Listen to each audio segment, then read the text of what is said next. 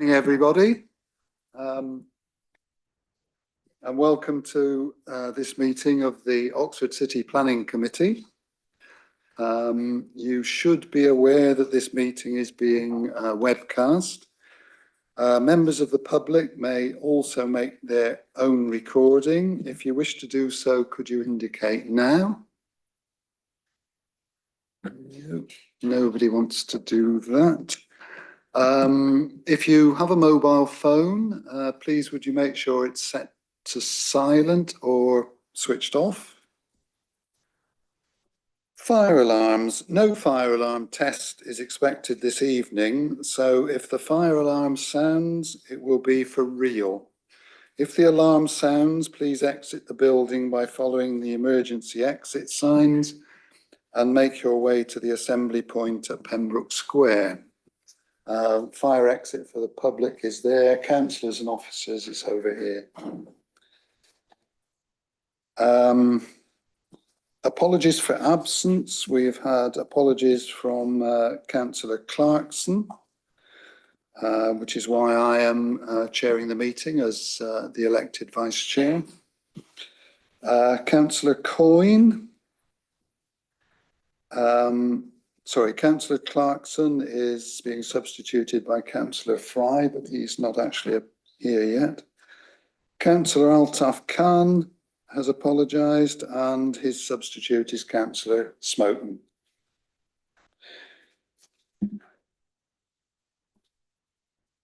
Okay, I'll move on to the second item on the agenda, which is declarations of interest by councillors. Councillor Upton. Thank you, Chair. Yes, I'm a member of OPT and I'm on the trustee board as well as a city councillor. They have commented on several of these applications, but I take note, I'm not involved in their planning committee and come to these with an entirely open mind. Item 8, land to the north of Goose Green Close, Oxford. While the principle of development obviously was established by the local plan, I was the cabinet member with direct responsibility for Oxford City Housing Limited at the point at which a cabinet report in my name was taken to cabinet, which set out nothing planning wise, but confirmed the acquisition of this site. Well, there's a series of land transfers, but the eventual acquisition of this site by Oxford City Housing Limited in the event that it got planning permission. Obviously, in that circumstance, I have a clear conflict of interest and will withdraw from the room for that item.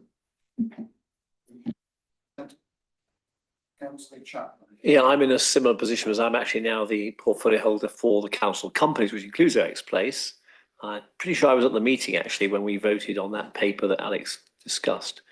So therefore, I don't feel I can take part in the Goose Green item because I'm effectively a supporter of the strategy and the way forward, and therefore people would find that very hard to believe I would come to this with a completely open mind. So on that basis, I will be recusing myself from that and further items. Thank you. Thank you, Councillor. Could you turn your microphone on? Thank you. Oh, Could I just take a bit of advice then from a planning lawyer, because obviously I've been on cabinet as well during those discussions. Should I withdraw from anything that's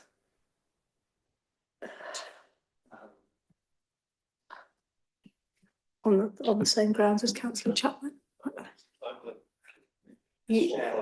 Sure. Okay. Yeah. Okay. I'm not on the shareholder group. That's true. Okay. So hopefully I'm all right. And do you feel you have an open mind in relation to that application? Absolutely. Notwithstanding any previous involvement at that cabinet meeting? Yes, I do. Absolutely. Yeah. If this was not a good scheme, I would not be voting for it. Yeah.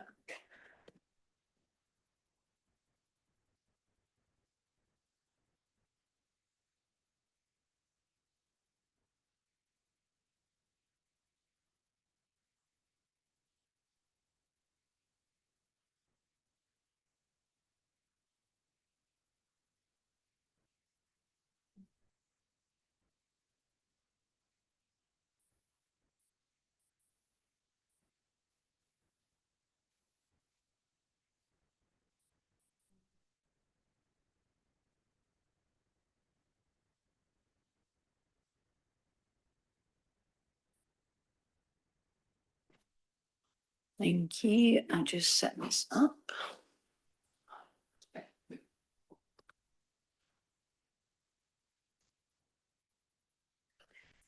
Okay, so a couple of clarification points. There were and some inconsistencies in the reporting of the number of car parking spaces throughout the report. So for clarification, there is a total net reduction of 63 spaces from this scheme.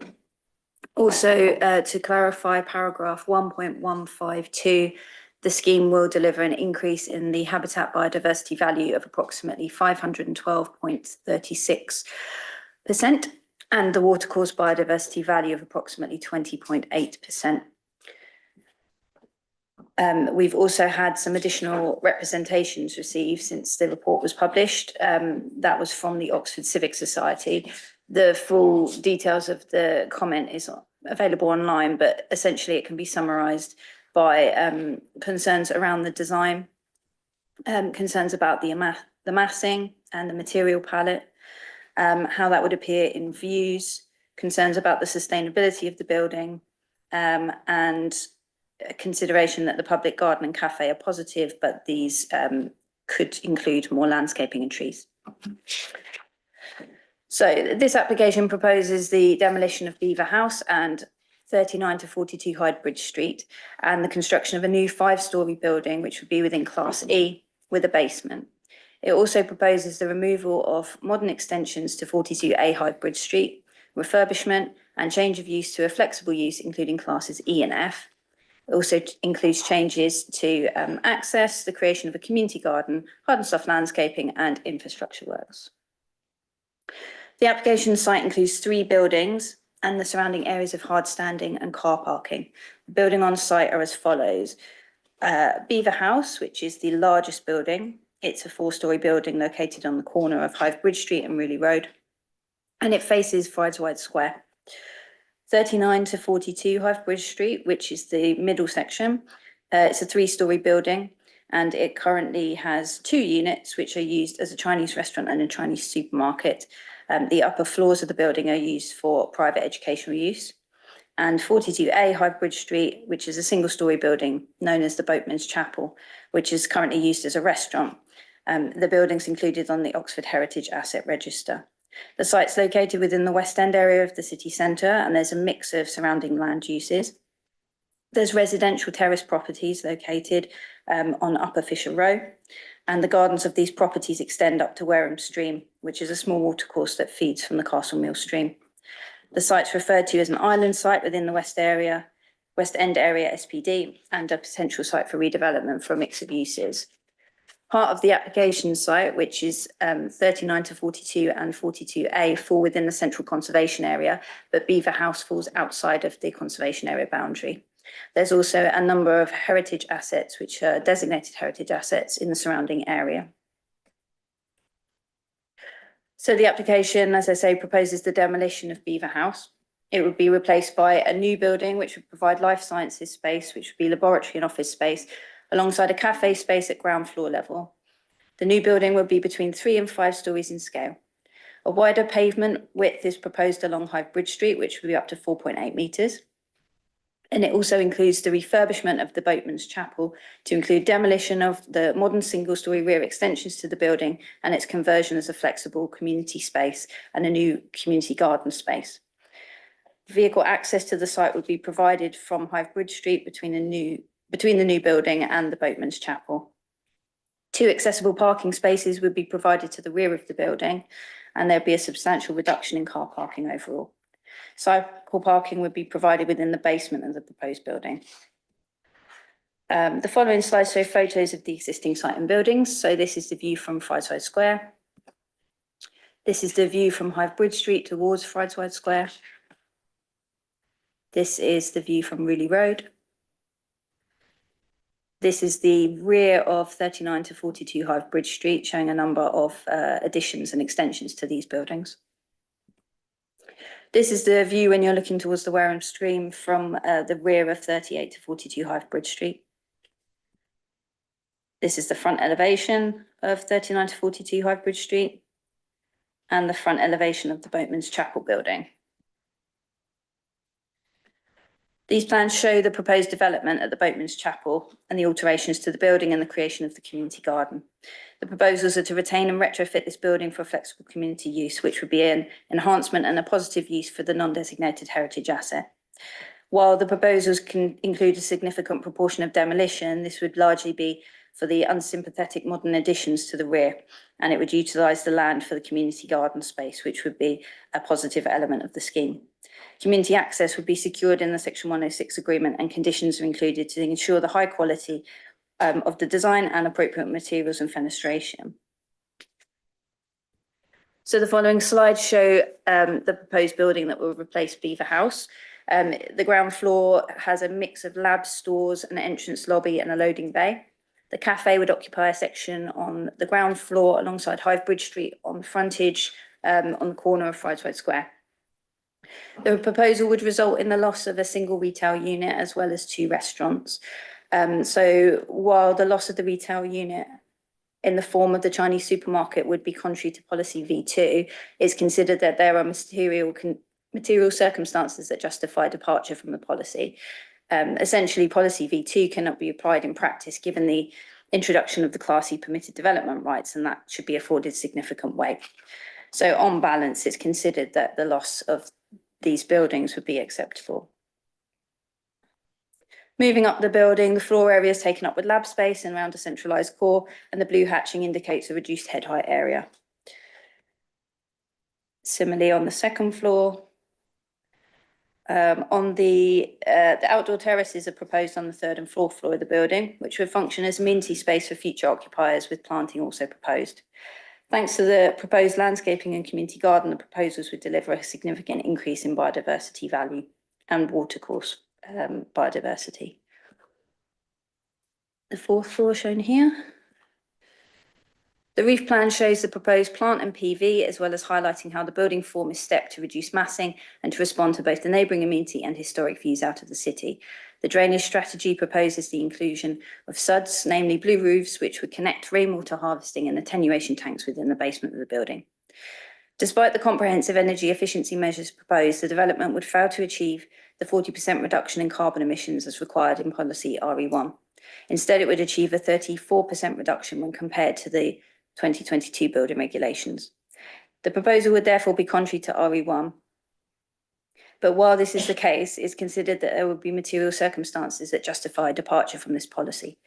Fundamentally, the issues preventing the policy compliant scheme are the combination of the high energy demand for such research and development laboratories and the site-specific constraints associated with development located both within and immediately adjacent to the conservation area and in close proximity to a number of listed buildings and within the more constrained urban city centre environment.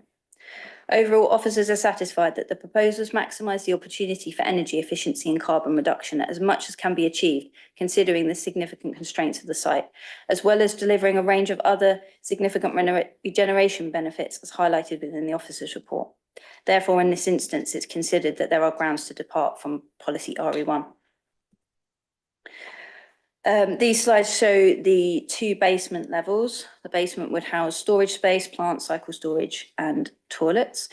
A total of 200 cycle parking spaces are proposed, including 4% of those being enlarged and accessible Sheffield stands. As I mentioned before, there are currently a number of car parking spaces on site, which would be reduced significantly by this scheme. The design of the building adopts a cluster approach comprising of multiple articulated bays which form together a cohesive whole. The cluster approach was selected to ensure that the building design is suitably articulated to provide visual interest and break down what would otherwise be a very large building mass. It allows the building to respond effectively to the surrounding context by modulating the height of the building and stepping down towards the Boatman's Chapel and the residential areas beyond the site.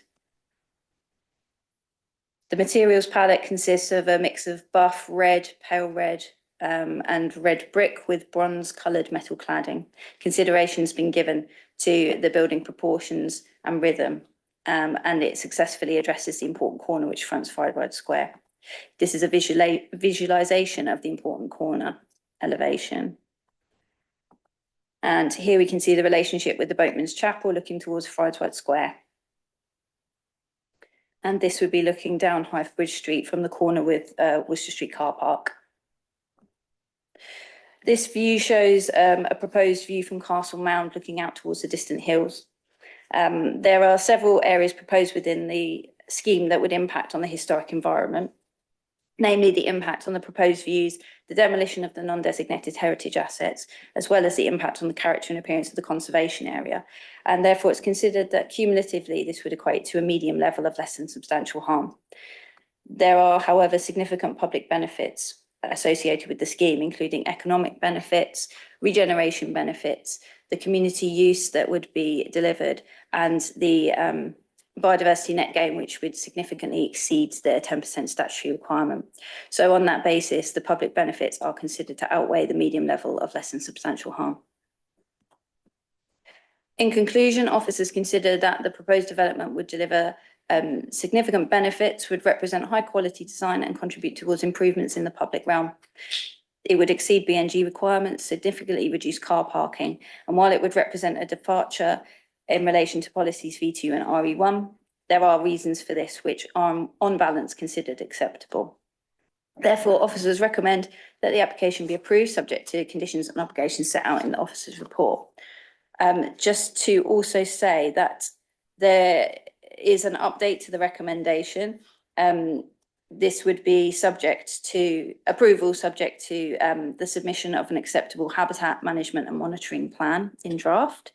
There are also some additional obligations to the 106, which have been agreed between the publication of the report. So that would be a £20,000 contribution towards local carbon offsetting project, which is a voluntary contribution that's been agreed with the Council's environmental sustainability team and will positively contribute towards the carbon reduction within the city.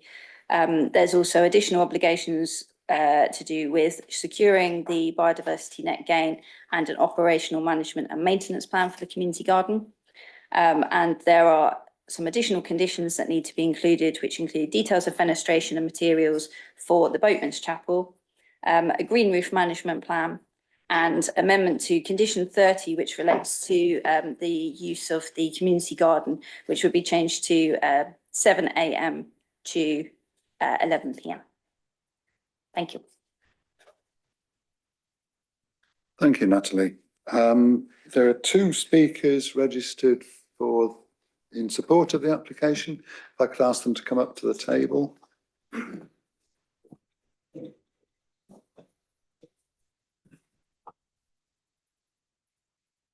And just to clarify, you have 5 minutes in total to speak in support of the application. Good evening, members. My name is Tim Price. I'm a Director of Planning at Savills and the agent acting for this application. The report prepared by your officers includes a comprehensive summary of all the material considerations relating to the development. Based on their professional assessment, they conclude the development will deliver significant economic and regeneration benefits and overall a substantial public benefit. The application site is located within the West End area of change. The local plan is explicit that areas of change are the areas of the city where significant change is expected or best directed. The plan also states that the West End is the area of the city centre with the main opportunity for growth. The recently adopted West End SPD provides further policy and guidance. It states the West End offers several opportunities for sensitive yet statement moments of built height and sets an objective to establish an innovation district. The economic need assessment informing the emerging local plan also identifies a need for up to 350,000 square metres of additional employment floor space in Oxford by 2040. Given the policy, the proposed development is entirely appropriate for the West End. It will help to deliver strategic objectives for that area and the city centre and Oxford as a whole in terms of economic growth, employment creation and investment. The proposed development will also have a series of wider benefits for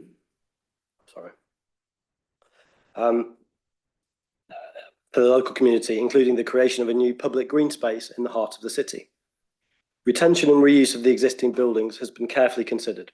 In this instance, demolition enables the optimisation of the site and achieves the best outcome in terms of delivering new floor space while minimising impact on key heritage assets. A new building also provides optimised operational performance, and the applicant is targeting BREEAM Outstanding, LETI 2030 and a series of other leading sustainability accreditations. The applicant has also committed to a financial contribution to support the installation of a PV array on a local host building as part of the council pilot scheme. We very much hope you'll agree with the conclusion of your officers that public benefits of the development are considered to be substantial in social, economic and environmental terms. Good evening, Chair and Councillors, and thank you for the opportunity to present our proposals to redevelop Beaver House. My name is Will Rowleader. I'm Managing Director of Forge KN, the applicant, which is a joint venture between Reef Origin and UBS Asset Management. This will be Reef's third major project in the city in the last 8 years, following schemes in Queen Street and a recent completion of the Store Hotel. Queen Street, we won an OPT Design Award and have been nominated this year for an award for the store. Forge KN is delivering and operating in excess of 3 million square foot of life science accommodation across the Golden Triangle, and also has assets in both Europe and the US to support research and development and manufacturing. A global offer allowing collaboration across all of Forge occupiers with the objective of advancing medical discovery.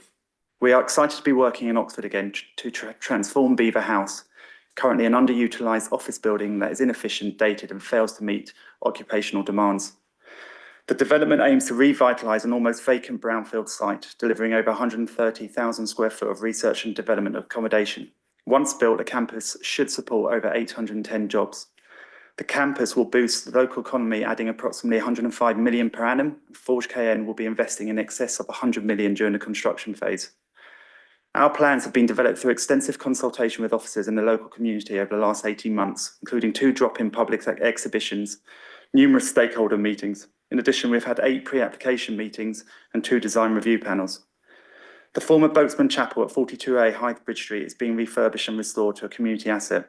We have met with the community groups and officers to work on a range of flexible uses, including dance studio. This community asset will back onto the new city centre pocket garden, currently a disused car park, which will be locked at night, allowing for a range of activities. A comprehensive sustainable strategy focused on energy efficiency, circular economy initiatives, urban greening, biodiversity and overall health and well-being has been developed. Key headlines include BREEAM Outstanding, renewable energy including technologies such as solar panels and air source heat pumps, fossil fuel-free development. We have achieved the maximum possible BREEAM water credits. All existing concrete will be crushed and reused on site, then 100% diverted from landfill. All glass will be recycled or repurposed. Well Gold enabled, a biodiversity net gain of 512%, which is significantly higher than the 10% policy requirement. Significant improvements to the riparian zone, the Wareham Stream, which will achieve an additional 21% biodiversity net gain. These improvements include creating better conditions for fish and plant propagation, sustainable transport, removal of 68 car parking spaces and introduction of 200 secured bike parking spaces. There we go.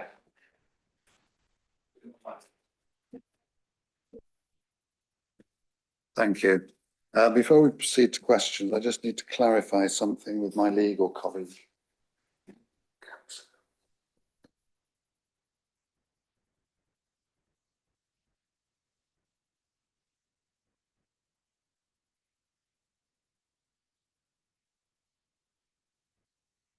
Thank you. Could I invite questions from councillors to the officers? And would you mind remaining seated there in case there are questions that would be more appropriately focused at yourselves? Thank you.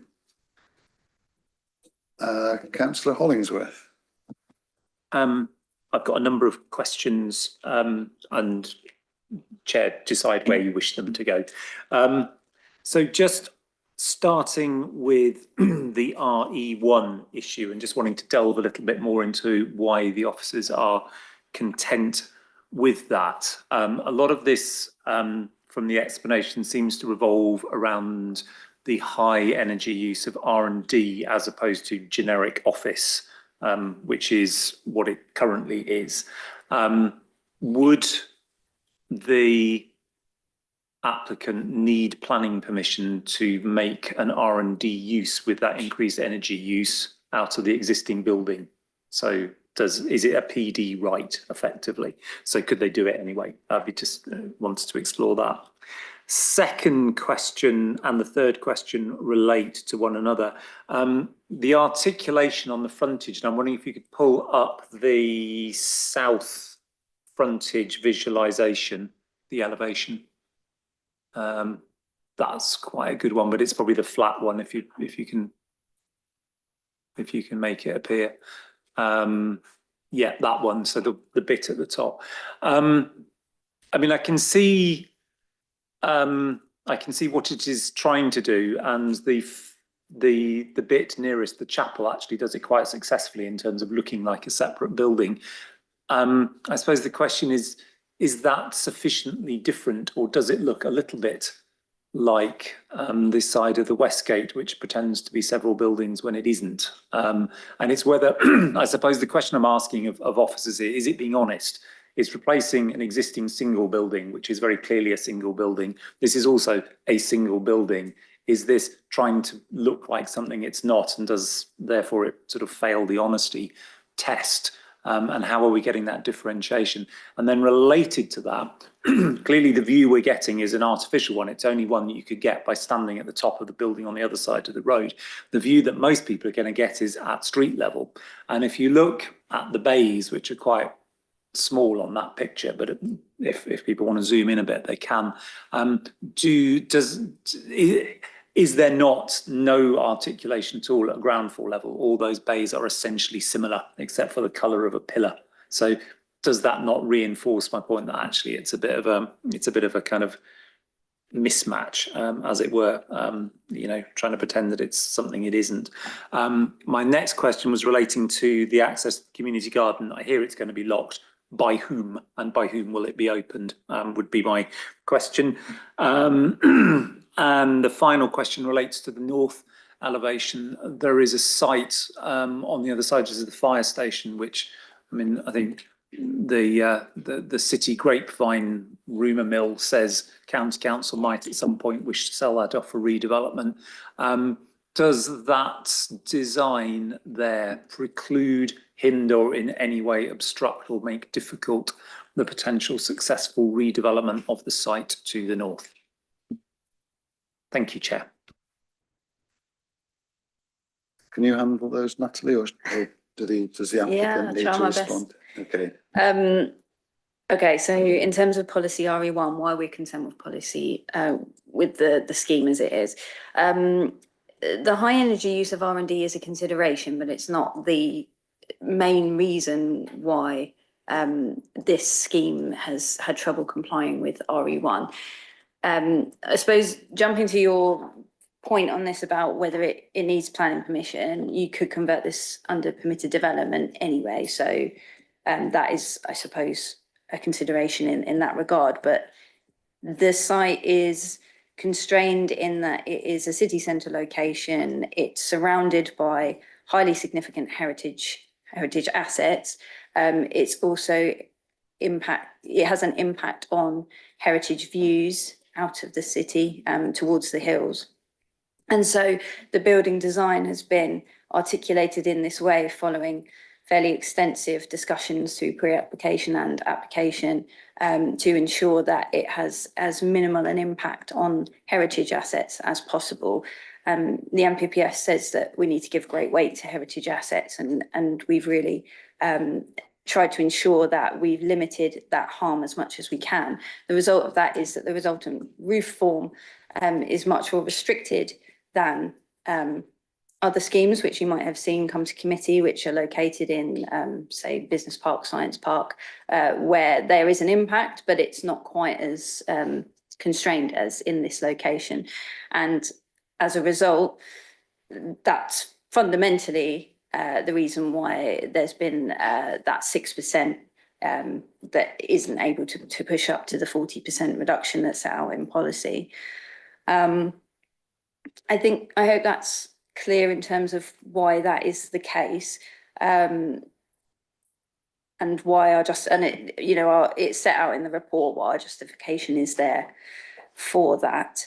I would say that we've pushed the applicant very hard and gone through modelling to really interrogate as much of the rest of the scheme as possible. So as the applicant mentioned in their speech, it was the building performs very well in fabric, you know, the approach to all manner of the how the construction will be managed, compliant with BREEAM, outstanding, etc. So we really have pushed it as far as we can without being able to claw back the roof space that's required. In terms of articulation, whether it's an honest building was the question, wasn't it? So we did quite a lot of work in pre-app on various designs for this building.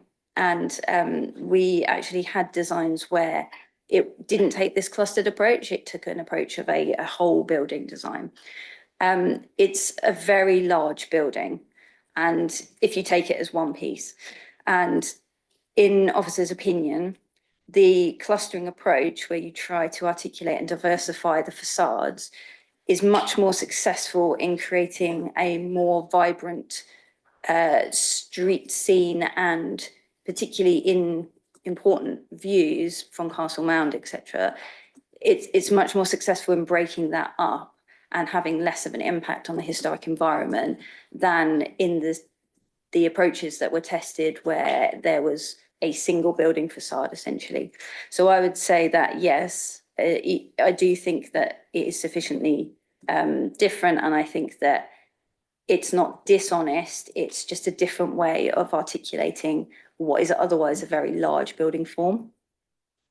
The articulation at ground level, yes, appreciate that you will only see some of this from perhaps high level views, but I think there's sufficient activation at ground level and difference in materials as you go through the colonnade to ensure that it doesn't become a relentless facade. In any case, we will be conditioning material finishes and those sort of things so that we can ensure that that's high quality finish. I think the main thing is the activation of it at ground floor, and not to forget that actually this scheme is going to deliver some quite significant benefits in terms of that frontage compared to the existing, which is, you know, very horrible to walk through. Access to the community garden, be putting in the management plan, which would basically secure all of those detail points around how that is operated and who's responsible for that when that is done. So I think that can be picked up there. Whether it fetters development to the site at the rear, we don't have any scheme in for that site at the moment. So obviously it's hard to imagine a hypothetical scheme that could come forward. I think that each scheme will need to come forward on its own merits, and I think that there's enough scope for future development to come forward on that site, taking into account if this is consented.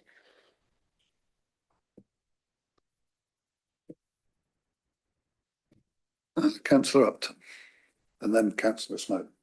Thank you. Yeah, it's a question about active frontages, coming back to that again, because you're quite right. What's awful about that building at the moment is it's just this dead black, great big looming building.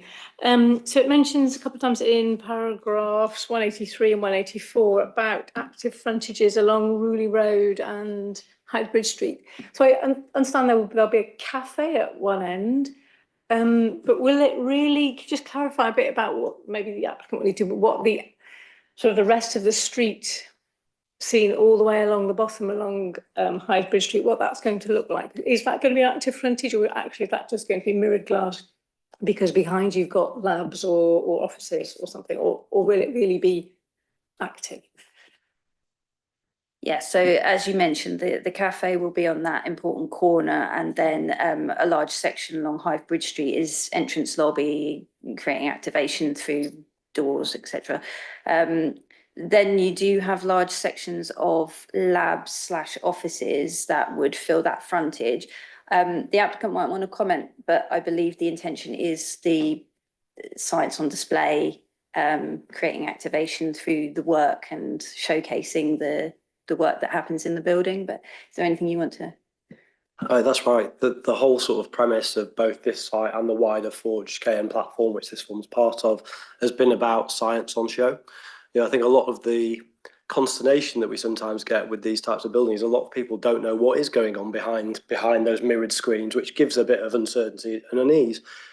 A lot of the work we've just done a scheme in Cambridge where we were engaged with the local primary school, was we want to get people to understand, see what's happening in a building, get engaged, want to be part of that industry, because that's the whole thing. At the moment, what we have with Beaver House is exactly the opposite. You have something which is very defensive, you can't get close to it, it's mirrored. We're trying to deliver something which is the polar to that. So as Natalie said, the cafe, what you can see in the yellow hatched area, I think it is the main lobby, with which will have kind of drop-in space for informal meetings, informal gathering, and then you will be able to see into the labs at ground floor. So that whole frontage, and then of course you've got 42A Boatman's Chapel, which will have that. It will continue to have that large display window, which again will have access and visibility into there. So all of that frontage at ground level will have a degree of either direct activation through public access or activation through views into the building. Thank you. Councillor Smoke. Thank you, Chair. Two questions for me, which are both related. About the questions of heights and views and so on. First of all, could you clarify, the local plan's very clear about sort of views to the core of the city being protected and views of the setting being protected. To what degree do we regard the view from, for example, from Castle Mound towards this building to be protected in any sense, it being mostly of the green space beyond rather than inwards towards the city? And secondly, I note that on that topic, the OPT seem to be claiming that this is against policies DH2 and 3. Do we have some specific rebuttal to their claim there?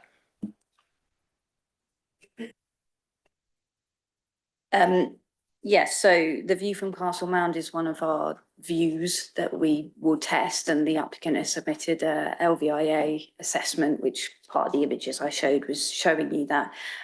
We've worked quite hard to ensure that the building has as limited impact on those views as possible in terms of bringing the building height down, ensuring that the flues, I can actually show you, sit within the hills as opposed to popping up behind the hills. All right. Yeah, so if you can see on this one, where my mouse is, it sits below the hill line as opposed to breaking the hill line, which is seen as an important part of trying to protect some of that view outwards and ensure that it sits very much within the sort of built form of the city as opposed to protruding above that. So there has been quite a lot of work done to try and protect those views and test those. In terms of the response from, did you say it was the Civic Society? OPT. It's OPT. Yeah, they're talking about DH2 and DH3 in particular, which I believe is tall buildings and heritage assets, if I remember rightly. Yeah, I mean, the two policies they refer to, DH2 deals with views and the building heights, and the follow-on policy deals with heritage assets. So the report actually sets out in our assessment on heritage how we think that's been considered and why we think that complies with those policies. The work that we do in terms of testing out the design with the applicant through the pre-application stage will involve testing out the impacts on those views, which is, as you've heard through the presentation, the height of the building has been altered to reflect the views. The building design has been altered from what it was originally submitted to amend that kind of height to break that up. So that's how we've taken that into account with respect to the views. And the report sets out that balancing exercise with regards to heritage assets and how the harm to the designated heritage assets have been weighed against the public benefits. So that's set out in the report. Thank you, Andrew. Yeah, I've got a couple of questions. One is about the the transport aspects of this. So we quite understandably have reduced the number of car parking spaces very significantly down to 2 disabled car parking spaces, as I understand it. How are we going to handle drop-off traffic in this scheme? I mean, people coming, dropping people at work, people coming to drop off goods and services. Could you explain a little bit more about how that's going to happen and where it's going to happen? Because this is a big development with a lot of staff, and therefore I'd like to understand that a bit more. The second area I'd like to understand a bit more is there have been some public concerns expressed about pollution, i.e. pollution of demolition in relation to a very large building. And I'd like to know a little bit more about what plans are put in place to manage and control that.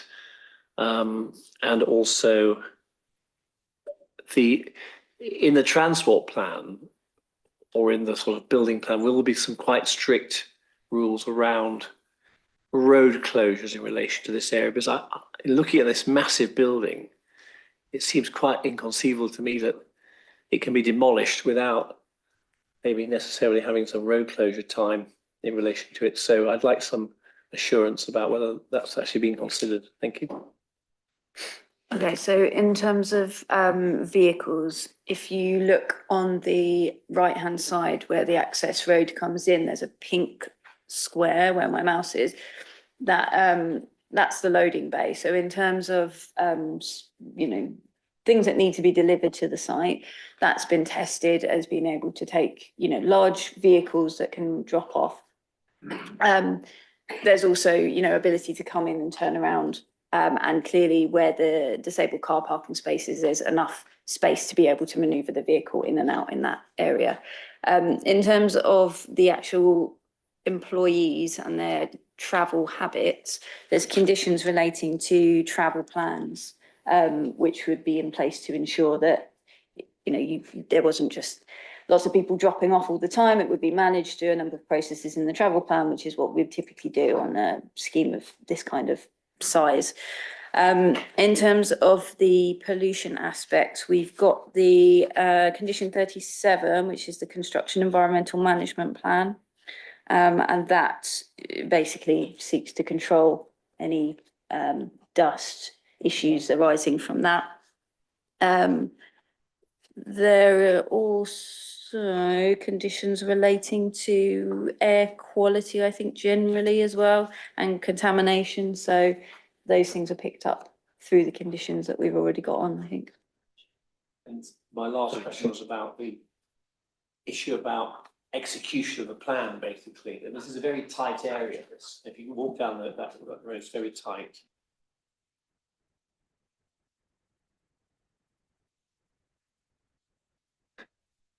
I can see road closures and stuff being quite tricky if they were to be needed. Have you had any conversations about that with the developer, or is the assumption that that won't be necessary and it'll all be done within the site and nothing will be necessary in relation to that? Just to follow on, just to add to what Natalie said, there's also a specific condition about dust mitigation from demolition as well to deal with. In terms of the construction works and how demolition is dealt with, obviously we're not going to know some of that at the moment. I wouldn't normally be expected to consider that as part of the decision as to whether you grant planning permission or not. The matter of how they go about constructing this building, demolishing it and rebuilding is obviously a matter for them to deal with in liaison with the Highways Authority. So there hasn't been any discussion about road closures. I wouldn't want to assume that any road closures would be needed. What I would say, which I think we've said before this committee, is this isn't the first time a significant building has been demolished in the city centre and rebuilt. And the Highways Authority have got a lot of experience in dealing with some of these projects on tight sites. You think of the Westgate, the Tinbergen building, numerous buildings we've got in the city centre, which we've been able to manage effectively. So that said, you would expect that they would be able to manage that, but I understand the point, but we just wouldn't know that at the moment.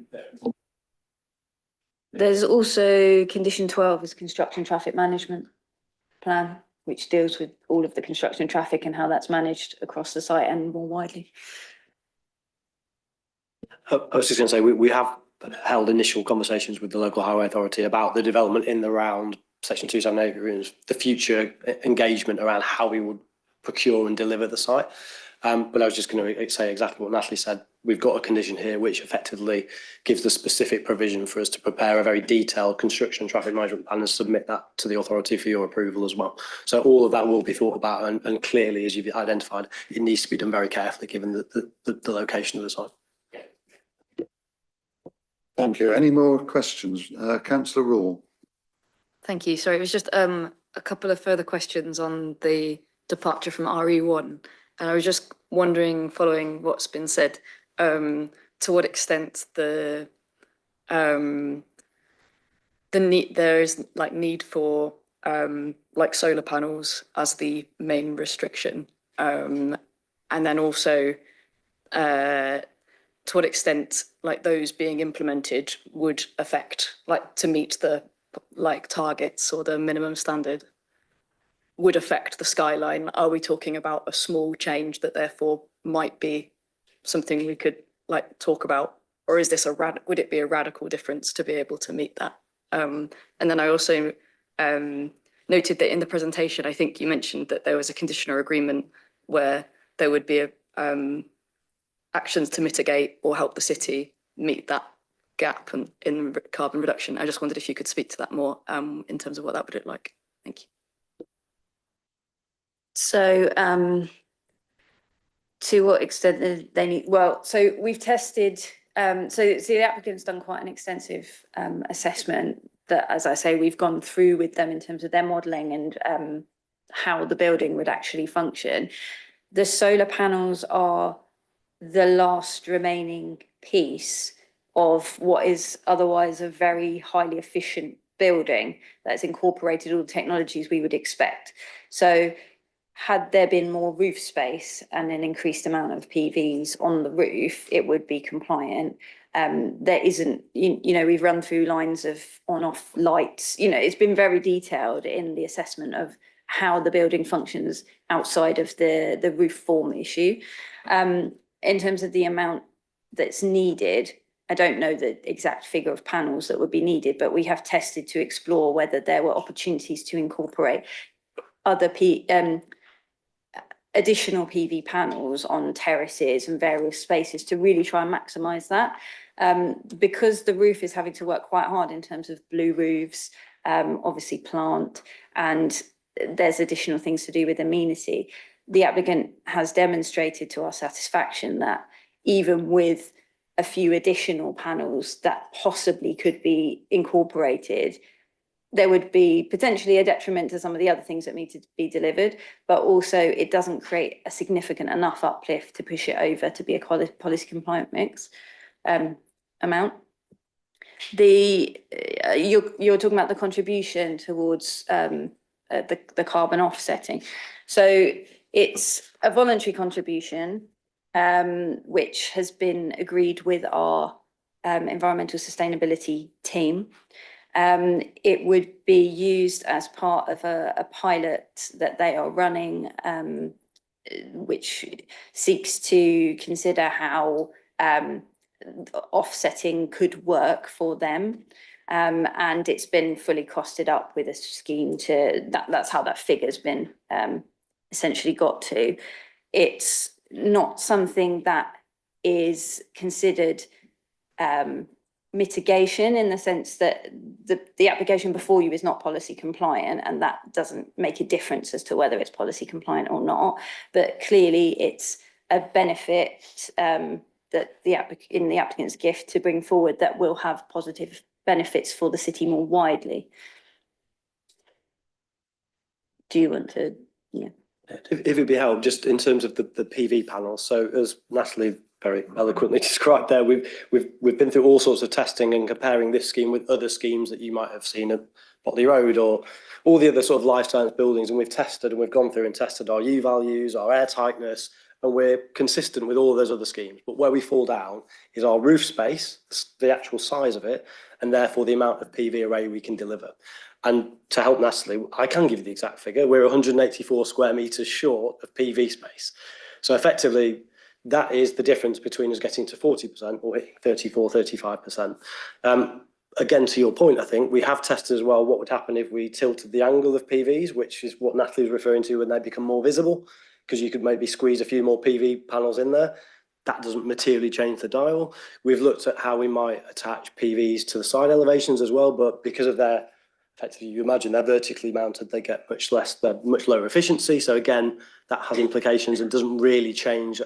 We won't still hit that RE1 policy provision. So the idea was, okay, well, if we had the bigger roof space, so we were able to effectively extrude our building vertically upwards and get that bigger area, that's the 184 square metres, and that is the cost, the £20,000 that we're promoting to this pilot scheme is effectively the cost of that 184 square metre array to go on a local host building. So that's kind of the rationale, if that helps.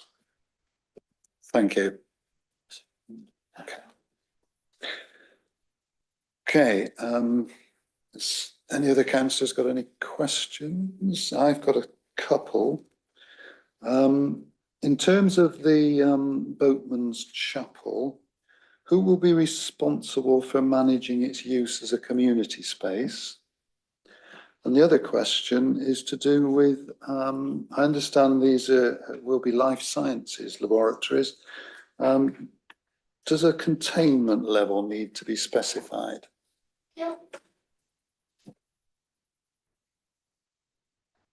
Yes, so in terms of the management of the Boatman's Chapel, we'd be conditioning or securing through obligations the detail of the management plan of how that would all be programmed and looked after, and for the an extensive period of that use. And it's also been worked up in conjunction with colleagues in our economic development team. So they've been involved in that, sort of helping shape that process. In terms of the containment level, I believe it's containment level 2. Yeah, which is standard. Everything that has been brought to you that's an R&D scheme is in that so far. Yes, I just couldn't find it anywhere in the report. So, but it is containment level 2, and you're happy to commit to that. And just to add, we will be undertaking the management of the Boatman's Chapel. Unless there are any more questions, then we'll proceed to comments.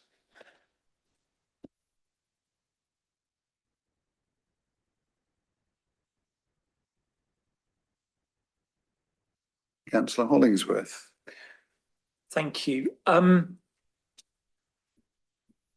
think this is a really interesting scheme.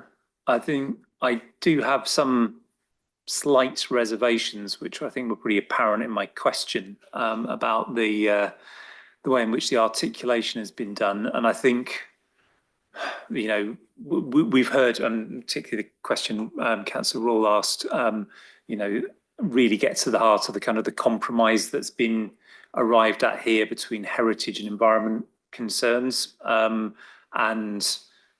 perhaps we might strike a different balance if we were starting, but we're not starting. We're deciding on what's actually in front of us and what the developer and the officers have arrived at through what sounds like quite a lengthy period of negotiation and discussion.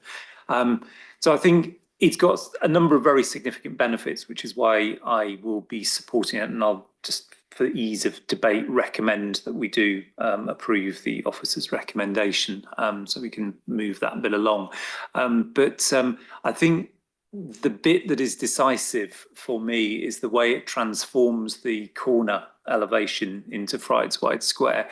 The existing building, which like many buildings of its era, is very nice as long as you don't look at the ground floor, is catastrophically bad on that corner.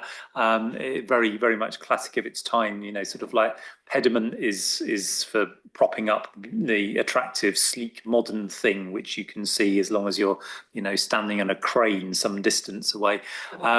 And this building, I think, given that its use involves some very big floor plates, which is quite challenging, actually does that corner elevation extremely successfully and articulates it.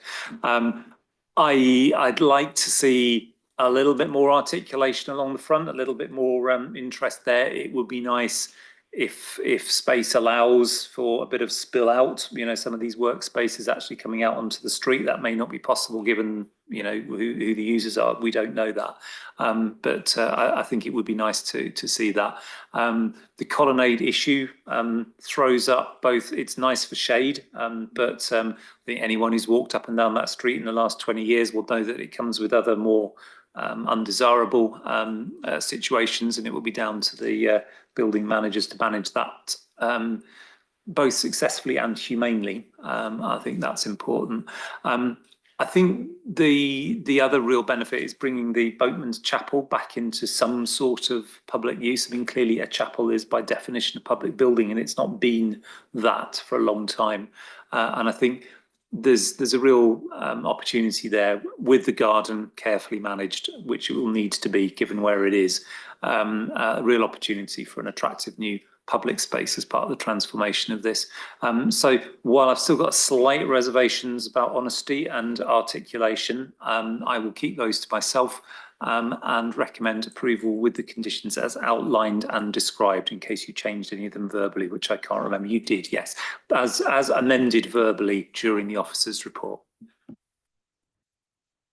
Thank you. Councillor Upton, did you want to?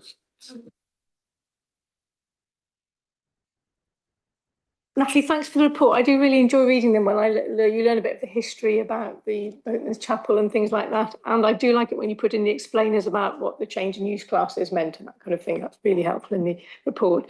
I think, you know, as an employment site to have this is going to be 810 jobs within almost literally spitting distance of the train station and the bus station. It's a fantastic location to have.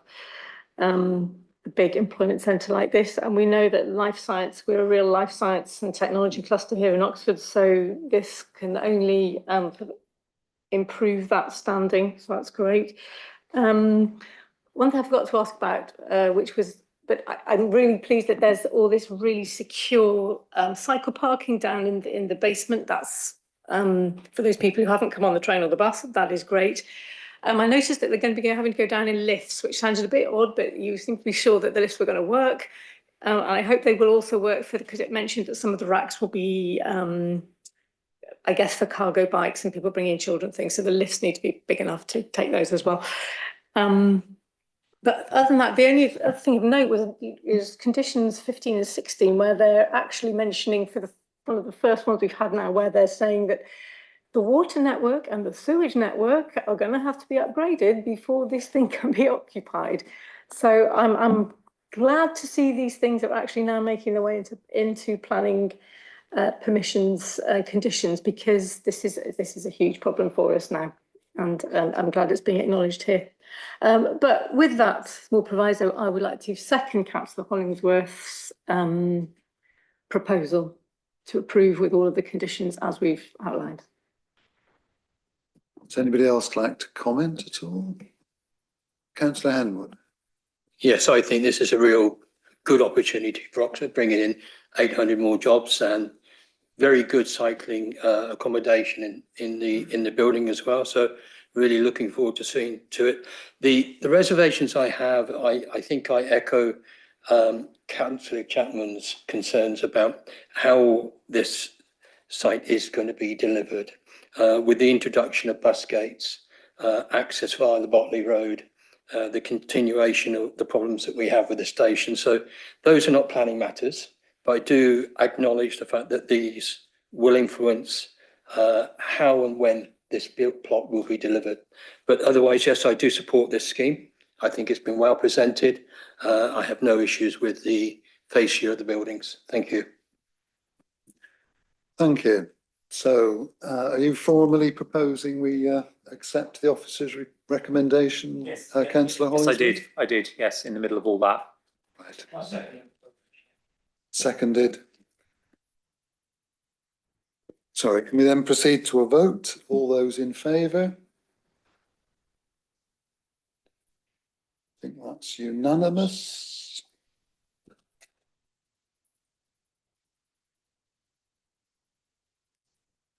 Okay, thank you very much.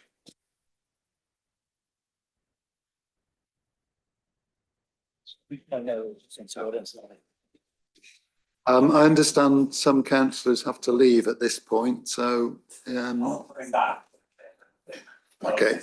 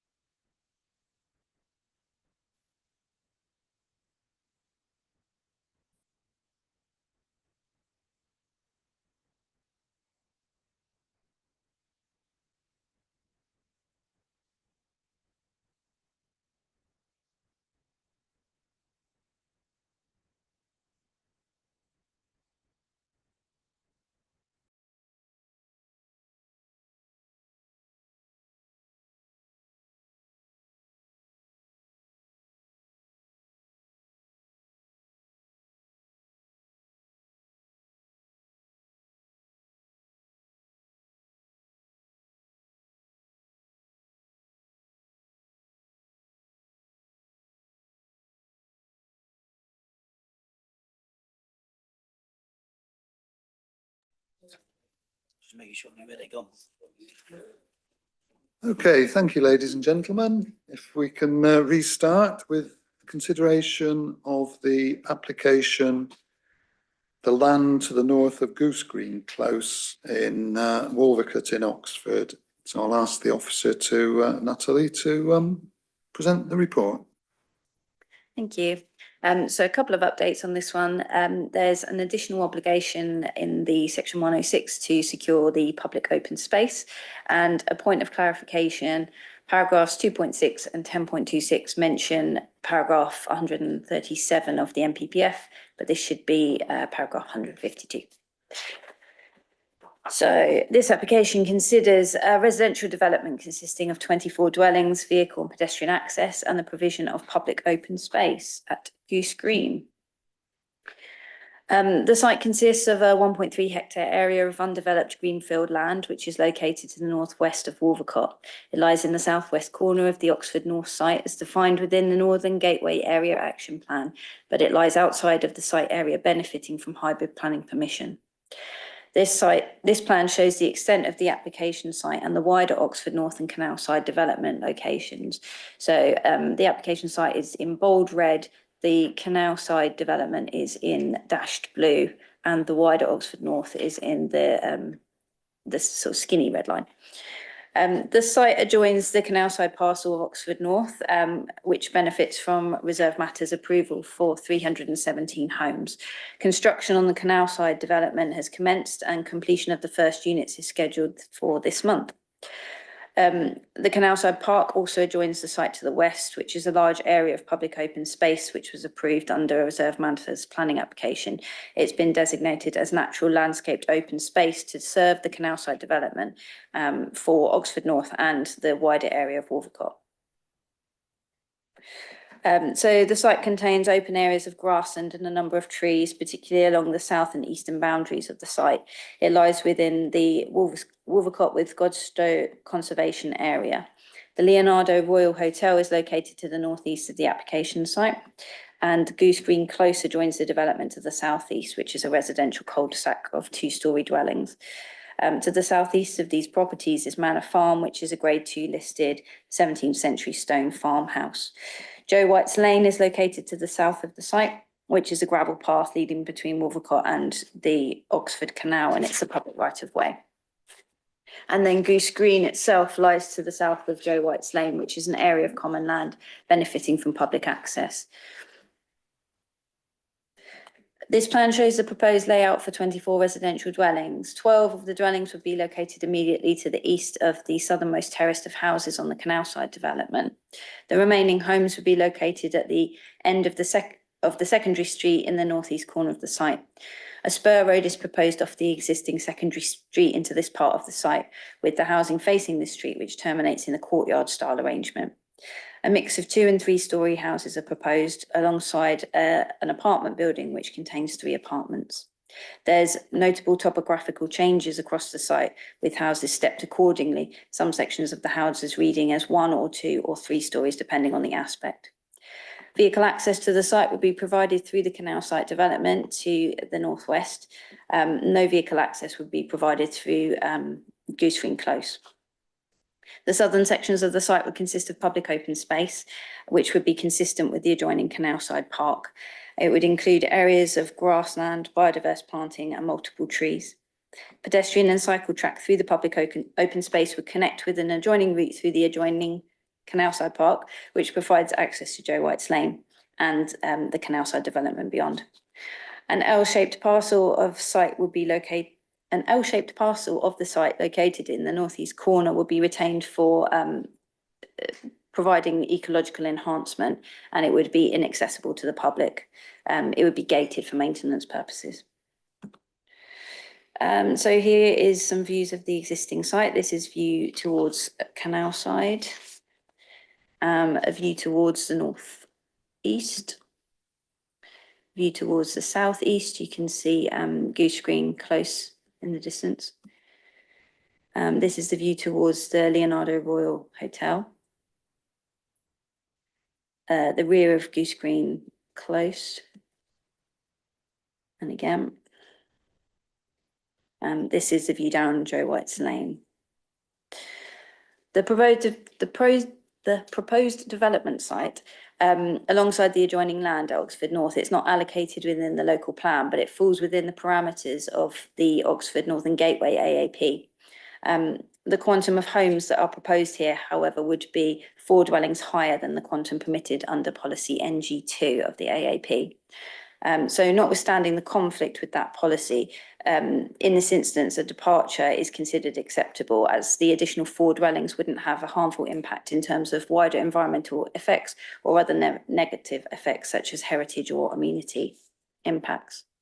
50% of the proposed dwellings would be affordable, which would be split into 9 socially rented and 3 first homes, which is considered acceptable, and the overall housing mix is also acceptable.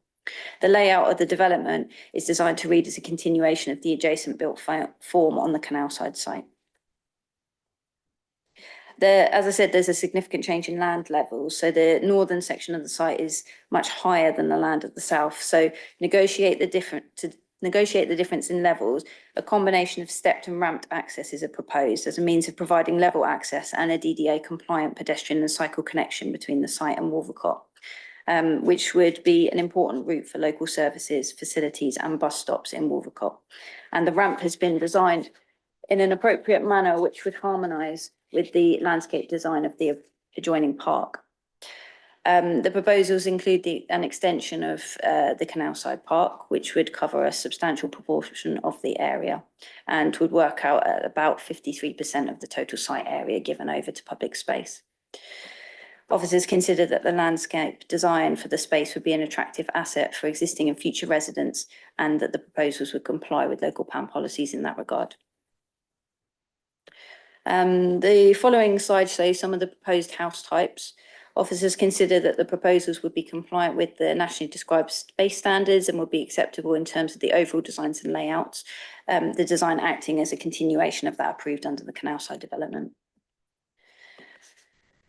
The design, scale and setting of the proposed housing would have no adverse impact on the amenity of existing occupiers nor on future occupiers within the Canalside development. A total of 18 allocated car parking spaces and 2 visitor spaces would be provided on the site within the development. In the case of plots 1 to 12, which are the 3-storey townhouses, the parking would be provided within integral garages, and in the remaining houses, the parking would be provided in bays adjoining the site, the street through the site. A total of 160 cycle parking spaces would be proposed as part of the development. The application proposes the enhancement of existing grassland and enhancements to the remaining woodland and planting of additional scrub. However, there would be a net loss of 0.43 habitat units and a net gain of 0.92 hedgerow units.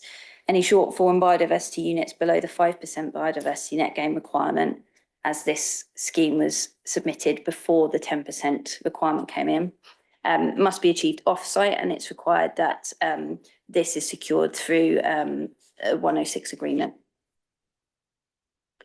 The proposals would achieve a forecast 76.62% reduction in carbon emissions when assessed against the building regulations baseline requirement, which would significantly exceed the policy requirement. The development would lead to a very low level of less than substantial harm to the significance of a heritage asset, which would be the setting of the conservation area.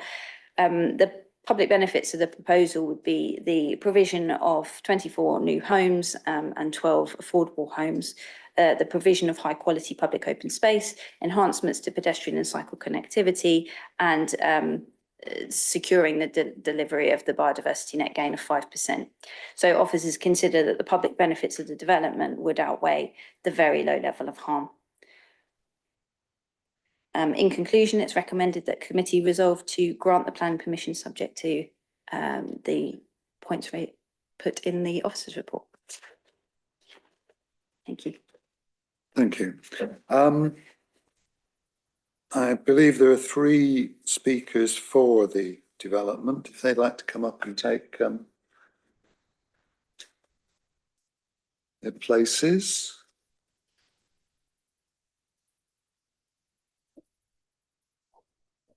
Could I remind you that you have 5 minutes in total? Thank you. Good evening. I'm Vicky Trightline of OX Place, both landowner and joint applicant for the scheme. I thank members for the opportunity to speak at today's committee and thank the council officers for working collaboratively to reach the scheme that we've now arrived at and recommended for approval. As we've heard, the application relates to a site allocated within the Oxford North AAP and is identified as part of the outline for about 500 dwellings. The application as now proposed includes for 24 dwellings, and extensive discussions both at pre-application stage and during the application process have taken place with officers to ensure that the proposals align fully with the requirements of the local plan. As set out in the officer's report, the proposed development, as amended, now complies with all of the relevant criteria of the local plan policy. I just wanted to highlight the important contribution that this scheme offers to the council's wider affordable housing delivery programme and the ambitions regarding sustainability. It's a policy compliance scheme offering 50% of the units as affordable housing, 75% of which would be social rents, 9 units, and 25% as other affordable housing, 3 first homes in this instance. The mix of affordable units is varied in size from 1-bed units through to 3- and 4-bed family units, and has been agreed with the city's housing team as meeting the current needs within the city. OX Place would welcome these units, as residents will benefit both from the new amenities and open space of the wider Oxford North scheme, as well as being connected to the existing village of Wolvercote, offering both social and sustainability merits. This will deliver both a choice and a sense of place for potential residents. The proposal, as the planning officer pointed out, achieves a forecast 77% reduction in carbon emissions when assessed against the 2021 building regulations. This would significantly exceed the 40% reduction required under policy and exemplifies the ambitious sustainability targets for the council's wider housing delivery programme. OX Place now has a track record in delivering high quality schemes across Oxford and also in delivering in collaboration with Hill as a development partner. We're working together currently in the delivery of 111 affordable units at the adjacent Canalside scheme. Thank you. Good evening, members. My name is Lawrence Kendrick and speaking on behalf of Hill Residential, the joint applicant and development partner. We've been developing award-winning homes in Oxford for over 15 years, including projects such as Barton Park, Ivy Lane, and most recently Canalside, Oxford North, which is directly adjacent to the site. Last year, we delivered 2,886 homes across the UK and proud to win the Watt House House Builder of the Year award as a testament to our delivering high quality and sustainable homes. Goose Green will introduce a new pedestrian step-free access linking together the already approved Canal Side Oxford North development and Canal Side Park, providing a dedicated link into Godstow Road for access into Wolvercott and the wider Oxford city. As mentioned, we pride ourselves in high quality design, and Goose Green is no exception. The design of the scheme reflects the approved Canal Side application, creating a 10-year buy-in proposal, integrating all tenures across the scheme, promoting a sustainable community and a successful place to live. Parking is at a policy compliant level, plus the additional parking visitor spaces. This balances the sustainable location of the scheme with a suitable parking provision. We thank you for your time and hope you'll mind support the officer's recommendation for their approval. If permitted, both Hill and Oaks Place are committed to delivering these quality homes expediently and to an exceptional standard. Thank you. Councillor Henwood. Just a point of clarification for me. On slide 3, Chair, is the outline of the site. In the key, the area in section is described as land used for access from the application site to the public highway. Is this part of the application plan? Is there a different ownership, or are we just looking at the area bordered in red? So the application area is the area in red. This is just to indicate that the access will be sought through the Oxford North scheme. Okay. Right. And that's been agreed with the Thomas White? Thomas White Oxford that own the Oxford North site. So this is just to highlight that is where the access arrangements would be. Okay, right. Thank you. Anybody else? Councillor Upton and Councillor Smoke. Thank you, Chair. 3 fairly small ones, probably. One, what is a swale? Paragraph 5.2 talks about the park also contains swales. So what are they? Number 2, do you really mean 160 cycle spaces? It's in a couple of places in the report. I can't see where you'd fit 160 cycle spaces. It'd be brilliant if you could, and you said I think it said it's 2 per bedroom. Are there 80 bedrooms in the 24 houses? I don't know. Anyway, so is it really 160 cycle spaces? And then the third thing is the Wolvercott Residents Forum, or the Wolvercott Forum of some sort, anyway, are worrying about the parking and the parking allocation, because in the, I think it's the sort of 8 down at the one end, which don't have specifically allocated parking spaces to particular particular homes, and the forum are asking, is it just going to be a free-for-all? How is that going to be managed? Because that could be a source of a lot of conflict. So I don't know whether these are actually likely to be, maybe these are the social homes, so the social home provider, I don't know if that is going to be the council or an RRP. Is that going to be managed by them, or is it going to be left as a free-for-all?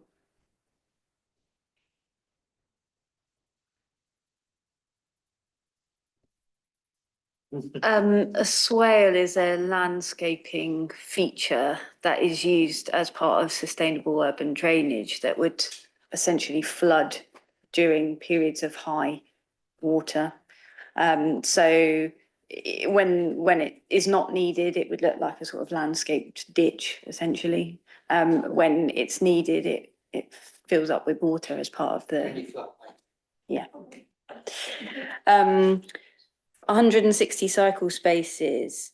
Yeah, I think that is, the applicant can correct me, but that is the case. Yeah, and they are located within, some of them are located within the garage spaces, and some of them are within the public realm area, or within the sort of boundaries of the dwellings.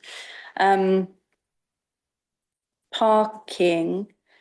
Yes, so the parking is consistent with the parking that was approved on the Canal Side development in terms of the allocated and on-street car parking. And it's something that the Highways Authority accepted and thought was a reasonable approach. As I say, the dwellings that have, the townhouses will have their own garages for car parking, and it's just the additional on-street ones, but it's not something that the Highways Authority were concerned about in terms of how that would be managed. I don't know if you've got anything you want to add.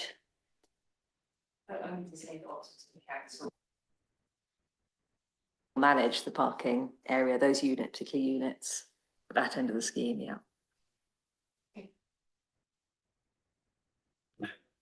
Thank you. Any further questions? Councillor Snowden. Just two for me. A little bit more detail on the parking. I know there was some specific concern about the distribution of the allocated parking between different tenures. I note that the tenure plan indicates that they're the social rent and other affordable homes to the southeast corner, and that the market housing is towards the west of the site. What is the distribution of the allocated parking between the different tenure types? And secondly, on biodiversity net gain, there's a couple of places in the report where we mention that some of that is to be secured through agreement regarding off-site provision. I didn't think I saw a corresponding condition. I'm sure I'm just missing it. Could we clarify which condition is securing the off-site BNG? The BNG would be secured through the Section 106. So that it isn't listed amongst the conditions, so it doesn't need to be listed amongst the It's not a conditions. condition, it's part of the legal agreement, so it's listed in Section 3 of the report, so it's a slightly different mechanism for securing that. In terms of the allocated and non-allocated parking, I don't know whether the applicant team would like to field discussions about how that split of parking with the tenures is going to be managed and delivered. Yeah, it's just to say, obviously, the private house types are the townhouses with the integral garages, hence why they all have the one parking space allocated to them, with the other houses on the site, because it's a mixture of on-plot parking as well as on-street parking. That's why there's a slight reduced ratio. But that's been in discussion both with OX Place as the affordable housing provider, and then, as Natalie said, with the transport colleagues as well at the council. So just to clarify, that we're looking at sort of 1 per for market and half per for the affordable housing. Is that about right, or something close to that? Yeah. So there are 12 market houses. They've all got spaces, and then there are 6 remaining. So you're correct in your calculation of half per affordable house.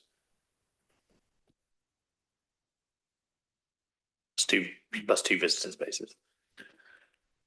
Thank you. Did you? Any other questions? Oh, sorry, Councillor Ross. Thank you. I just wondered why it is that the biodiversity net gain condition can't be met on site, and also if within the kind of wider agreement there's a way in which we can talk about it being like local, the replacement, so that you're not sort of robbing from one area and planting the biodiversity elsewhere. And then this might sound like a silly question, but I just wondered about the 4 extra dwellings when we have a limit of 500 set, and why therefore a proposal has come forward that goes over that limit, and what was kind of just discussions around that. A bit more understanding would be great, given it's Greenland, I suppose, even 4 dwellings. Yeah. Thanks. So in terms of the BNG, it's more difficult to achieve the BNG requirements on a greenfield site. The previous site you saw had a massive uplift because there's nothing there, whereas obviously there's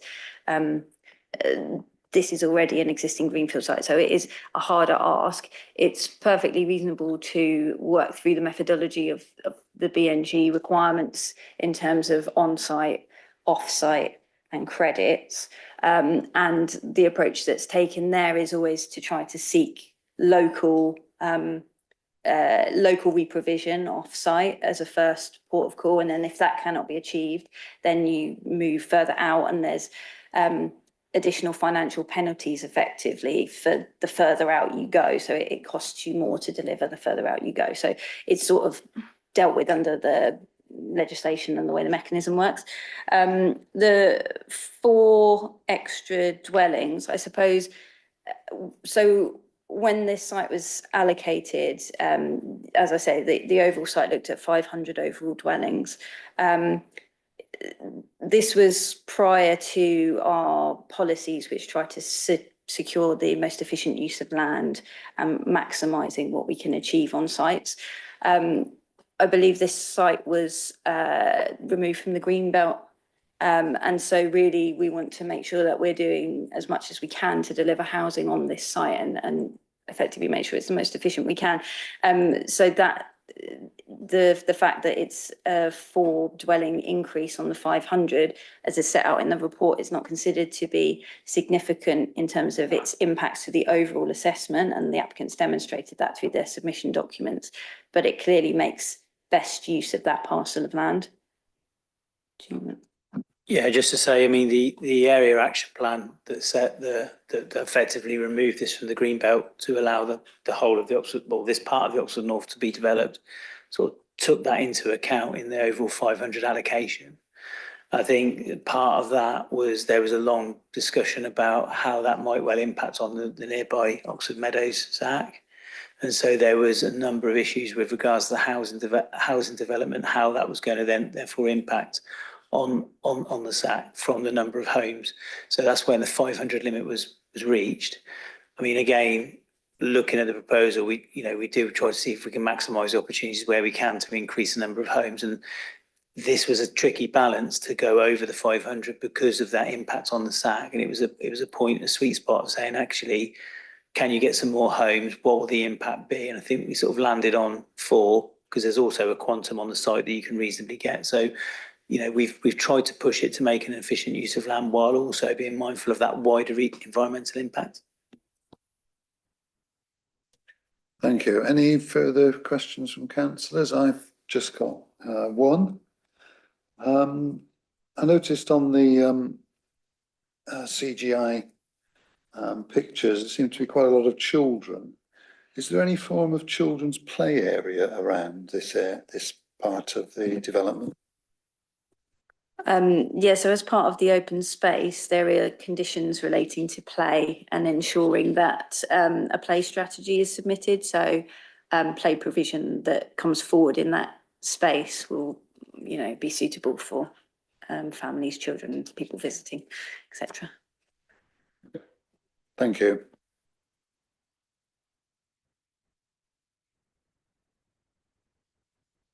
Then we'll proceed to anybody got any comment? I'll sort of note 2 minor grumbles and then propose to accept. I think the grumbles are matters of things we should look at in future policy making, as I don't think they are contraventions of our existing policies. So those being around, obviously what I asked about was about the distribution of parking, which does rather lean in the direction of if you can afford one of the market houses, then you get to have a car, and if you can't, then it's 50-50, which is not great to see, and nor is the segregation of the site into the market bit and the non-market bit to the extent possible. I appreciate when you're doing an apartment building, it isn't possible, but with some of these units, it probably would have been. It would be desirable to see non-segregation if this is not required by strict practical concerns. Nonetheless, as I say, I think these are things for future consideration rather than things which we talk about in our current policy. And there are, of course, considerable benefits to be had in terms of the affordable housing and besides. So I shall propose to accept this. Any further comments? In which case, we shall move to a vote. Who'd like? Sorry, second. I'd like to second Councillor Snowden's proposal to accept the officer's recommendation and approve this application with all of the included conditions.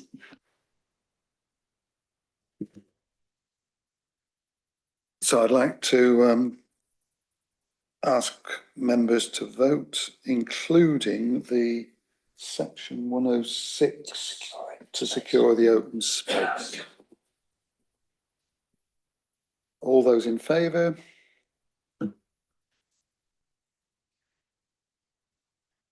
All those against? And any abstentions? 2 abstentions. Thank you. At this point, I propose we have a 5-minute break, and which will enable some of the councillors who left to rejoin the meeting, and also allow other people to stretch their legs. So 5 minutes, we'll be back.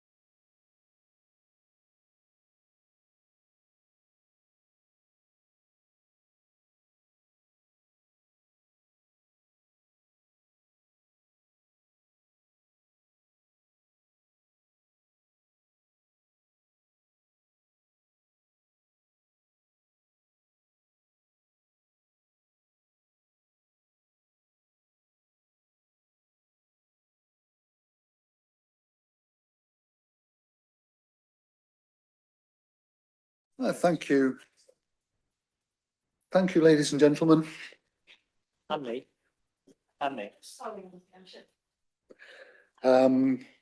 So we'll plough on with the agenda. The next application to be considered is item 5, site plot 5000 John Smith Drive, Oxford. So I'll ask Jennifer to present the report. Thank you, Chair. Before I begin my presentation, I've got a few verbal updates to make. My committee report incorrectly states that the initial car mode share would equate to 35% of staff on site at any one time. The correct percentage is 40, which would then be reduced down to 31% once the Cowley branch line is operational as set out in my report. This arrangement is acceptable, the 40% is acceptable, and in line with the Highway Authority's assessment. My committee report omits that 10 additional Sheffield stands would be located along the connector, as well as the internal and external provision within plot 5000, which were acknowledged in my report. With regards to BNG, my report sets out that 2 habitat units need to be compensated for, but this should have read 1.15 units. And finally, an additional Thames water condition would need to be attached to the permission in relation to improvements to the sewage treatment works. The condition would restrict occupation of the development until either all sewage works upgrades required to accommodate additional flows are completed, or a development and infrastructure phasing plan has been agreed with the local planning authority. Sorry, I'm just trying to flick slides. So this full application for development at Arc Oxford, an allocated category 1 employment site, relates to plot 5000, an irregular shaped plot located centrally within the park and comprising a 3-storey office building and surface parking with 148 bays, which surrounds the existing building on all sides. The site is bound by mature trees and vegetation. Surrounding built form consists of 2 to 3-storey buildings in commercial use. The application site also comprises an existing disjointed cycle and pedestrian link which runs through the park, but is diverted in places by parking bays. Plot 5000 is accessed to the northeast off John Smith Drive. The proposal is to demolish the existing 3-storey building on site and erect a 5-storey CL2 laboratory and office building with a maximum height of 27 metres. The building has a gross internal area of 11,563 square metres. 3 ancillary single-storey buildings would be located along the eastern and southeastern boundaries of the site to house generators, substations and gases. Vehicular parking would remain at grade with part undercroft, but reorientated to the side and rear of the building away from John Smith Drive. Spaces would be reduced by 1 bay to 147.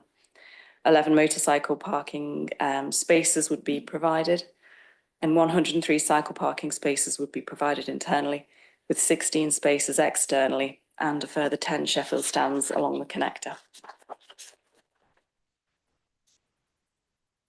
The waterside gardens would be focused around the existing ponds to the northwest of plot 5000, to the west of the plot 5000 building, and would form an area of public realm linking to the enhanced connector.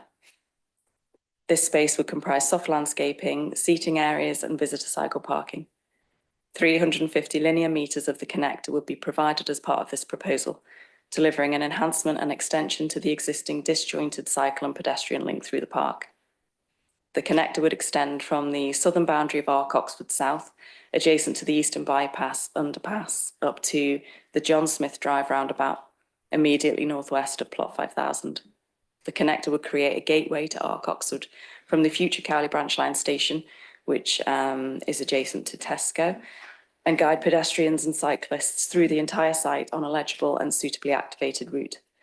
The second phase of the connector, currently proposed for submission towards the end of 2024, would create an entrance plaza adjacent to the underpass and extend across Garsington Road and through to Arc Oxford North. So this photograph shows the existing access to plot 5000 from John Smith Drive. And this is the surface parking which surrounds the building. This photograph is taken from the John Smith Drive roundabout and shows the existing ponds.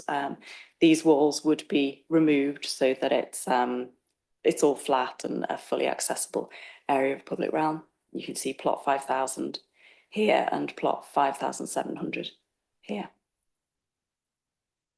This is the rear of the existing building, again, with surface parking, and this tree line boundary would be adjacent to the enhanced connector. The floor plans would be largely dedicated to labs and offices. Private amenity space would be located on the 1st and 5th floors, including the roof terrace, details of which are yet to be confirmed as the application is speculative with no end user secured at present. A cycle store and changing rooms would also be provided on the ground floor, as well as the necessary plant rooms. The site's location within the southern suburbs of the city is considered appropriate for additional height, given its relatively unconstrained nature in planning policy terms, with the scale of this particular building justified through the high standard of design quality. The carefully considered articulation of the building at roof level, with the setback and sawtooth roof, results in a proposal that would form a very positive contribution to Arc Oxford. Following a constructive pre-application process, the main entrance is now attractive and legible, with the introduction of a colonnade at the western elevation. The colonnade creates an attractive way into the building from the west and makes the most of the building's orientation. Further, the colonnade successfully engages with the proposed waterside gardens and works to elevate and celebrate this key public realm node. The scale of the double height entrance space is considered appropriate for John Smith Drive. Despite the main entrance being directly adjacent to Undercroft parking and associated blank facade, the colonnade has allowed views through to the public realm, aiding legibility. These side elevations highlight how the sawtooth roof and setback at the top floor successfully articulate the building. And this is the front and rear elevations, again, just highlighting that articulation. The proposed landscape strategy mitigates the loss of 33 category B to U trees by planting 71 new semi-mature trees within the waterside gardens, along the connector and at John Smith Drive frontage and on the proposed terraces. The proposal would provide a net gain in canopy cover of 14% over 25 years. Again, as a result of pre-application advice from officers, the additional routes marked 9 and 10 on the plan from the connector through to the building have been introduced, a move that successfully activates and engages with this key pedestrian and cyclist route. So I've included here views from Carfax, with the remainder of long distance views set out within the committee report. It's been concluded that the proposal would cause a low level of less than substantial harm to the setting of the central conservation area and the setting of the Grade 2 Star Town Hall, as the proposal would nibble away at the green backdrop of the city and compete with the listed heritage asset. In accordance with paragraph 206 of the MPPF, it's considered that the pressing need for high quality lab enabled office space within this part of the Golden Triangle provides clear and convincing justification for the heritage harm caused. Further, in line with paragraph 208 of the MPPF, the public benefits flowing from this development, including the local economic uplift, a commitment to employ a proportion of local residents, enhancements to the pedestrian and cyclist infrastructure within the park, and the addition of visitor cycle parking, a 10% net gain in biodiversity through offsetting, a 14% net gain in tree canopy cover, and a 40.25% reduction in carbon emissions would collectively outweigh the low level of less than substantial harm to the setting of the central conservation area and the town hall. In conclusion, officers consider that the proposed development would respond appropriately to the site context, the Oxford Business Park site allocation, and the local plan as a whole. It's therefore recommended that Planning Committee approve the application subject to the Section 106 legal agreement and finalisation of conditions. Thank you. Thank you. Could I ask for the supporter, Stephen, to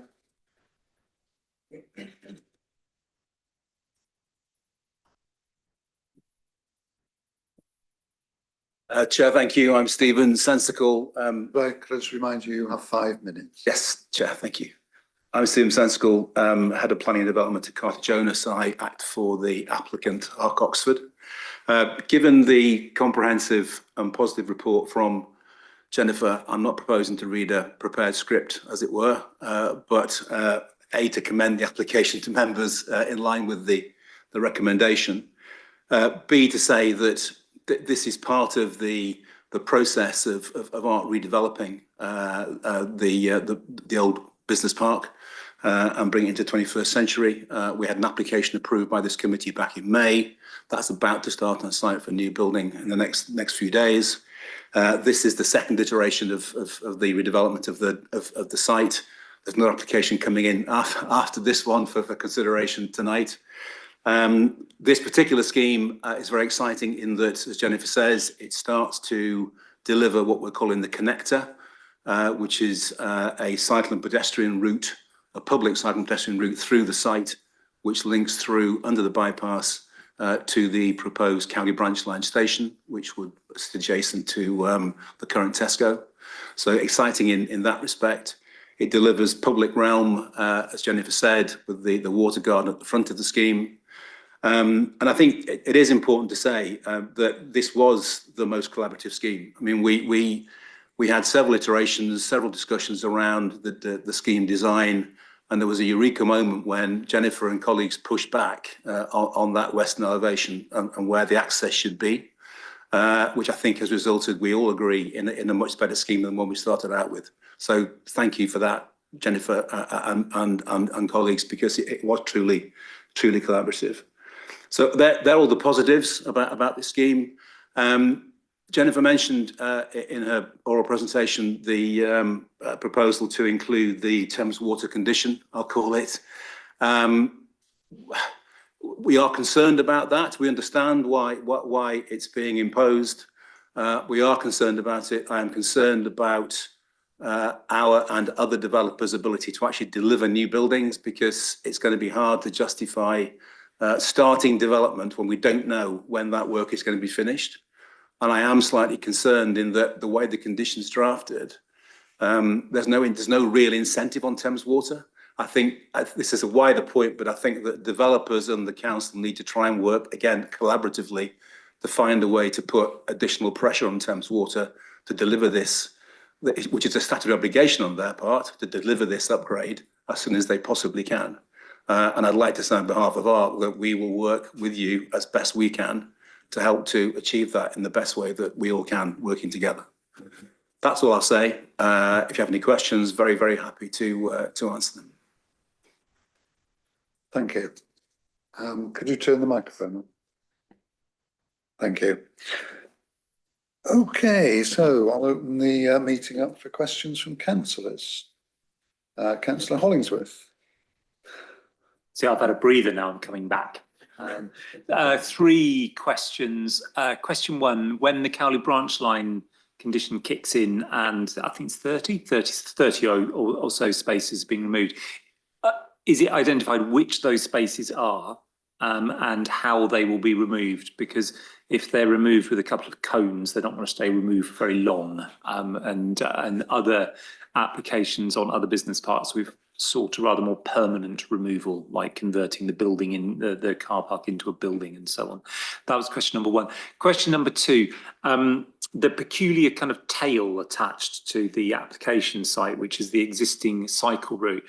I've read it and I'm not sure I follow. What is going to happen to that cycle route? And the reason I asked that question is obviously the application includes the a fraction of the new connector, and obviously the rest of it comes with other applications.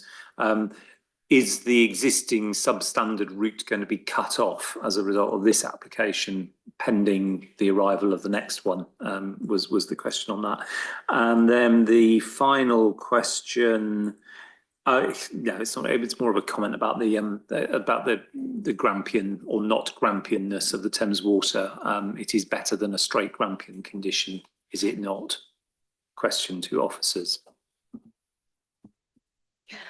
So as part of the section 106, we would have an obligation that the car parking spaces are removed within 3 months of the Cowley Branch Line being operational. As part of that clause, we would request a plan that sets out which spaces would be removed and what they would be replaced with. We've already talked about this during the pre-application process, and my understanding is that we have an agreement that it would be given back to Soft Landscaping, which is similar to what we've done on other applications. In terms of the connector, I think I'm answering your question correctly by confirming that the enhanced and widened connector would be finished and ready for use prior to first occupation of the proposed building. Sorry, I'd make it very clear. It's the kind of tail of the existing cycle route, the one that meanders across the car park. Is that going to remain, or will that be shut? It would remain, actually, yes. But then once, so this is phase one, and then phase two, there would be a more direct route once car parking tenancies are terminated. The Thames water condition, yes, something has to be done about the sewage treatment works. We're currently, working behind the scenes and discussing with Thames Water and the Environment Agency about the best way to go about that without penalising applicants. But for the time being, we are imposing the condition that they have worded in their consultee responses. So that's all I can say on the matter because it hasn't been resolved yet. Thank you. Councillor. Thank you. On that note, in paragraph 10.104, which is just below the one on water, it's the one on surface and foul water drainage. Is there a not missing from that sentence? Because it says, as above, Thames Water has confirmed that there is network capacity for the foul water drainage requirements of this proposal. Is that meant to say that there is not? There is capacity, but the sewage treatment works needs upgrading. So there is capacity. It can drain away, but it can't be treated. Yes, so we have confirmation from Thames Water that there is capacity for the needs of this scheme. But yes, it's the sewage treatment works that needs upgrading rather than the capacity of the sewer. Okay. I think, okay. And then my other question was about so they went through the ODRP panel. I think I might have heard what one of the main changes was, but I was just wondering, I'm always interested to know how much change was brought about by it going through the ODRP. Did they respond well to things that were thrown at them? And so the ODRP did sort of echo officer concerns in that the legibility of the site needed improving, which was done subsequently in pre-application meetings. There were other comments made in relation to more strategic matters, for example, removing the John Smith Road roundabout and changing the road infrastructure within the park, not within the scope of the application. They were looking, way beyond the red line boundary. But I think the changes that have been made and that were in line with officer recommendations have made the scheme more successful. And they also recommended looking at widening the connector, which has also been done. So, what we're putting forward now is superior to, the first pre-application proposal. Any further questions? No. In that case, can we have comments? Who'd like to start? Okay. I'll start. Can I recommend approval? The modernisation of this particular site within the broader development of the business park, I think, is to be welcomed. It's a much more sustainable location than business parks out in the countryside, which can only be accessed by car. Ideally, I'd like to see it with fewer car parking spaces, but the proposed condition reducing the number linked to the coming into operation of the Cowley branch line is one that I'm satisfied with. It's also good to see the direct contribution to the Cowley branch line as one of the benefits of this particular scheme. I think we've heard what the developer has said about Thames Water. I imagine every single person in this room would agree that Thames Water have been reprehensible and have put developers, landowners, householders, and more or less everyone into a very difficult position. I think the proposed wording is acceptable, and this is why I'm recommending approval. Obviously, it's open to the applicant to seek advice on whether to appeal that particular condition, and that's beyond what we can discuss here, I think. I think it's a significant enhancement. I think the new connector route and the link through to the proposed Cowley Branch Line station is a really important development, and I'm very happy to formally recommend approval with the conditions as described, and I don't think there were any extra verbal ones. No, so as written. Any I would second that proposal to approve the application. Thank you. We have a proposal on the table. I just need to check something with my.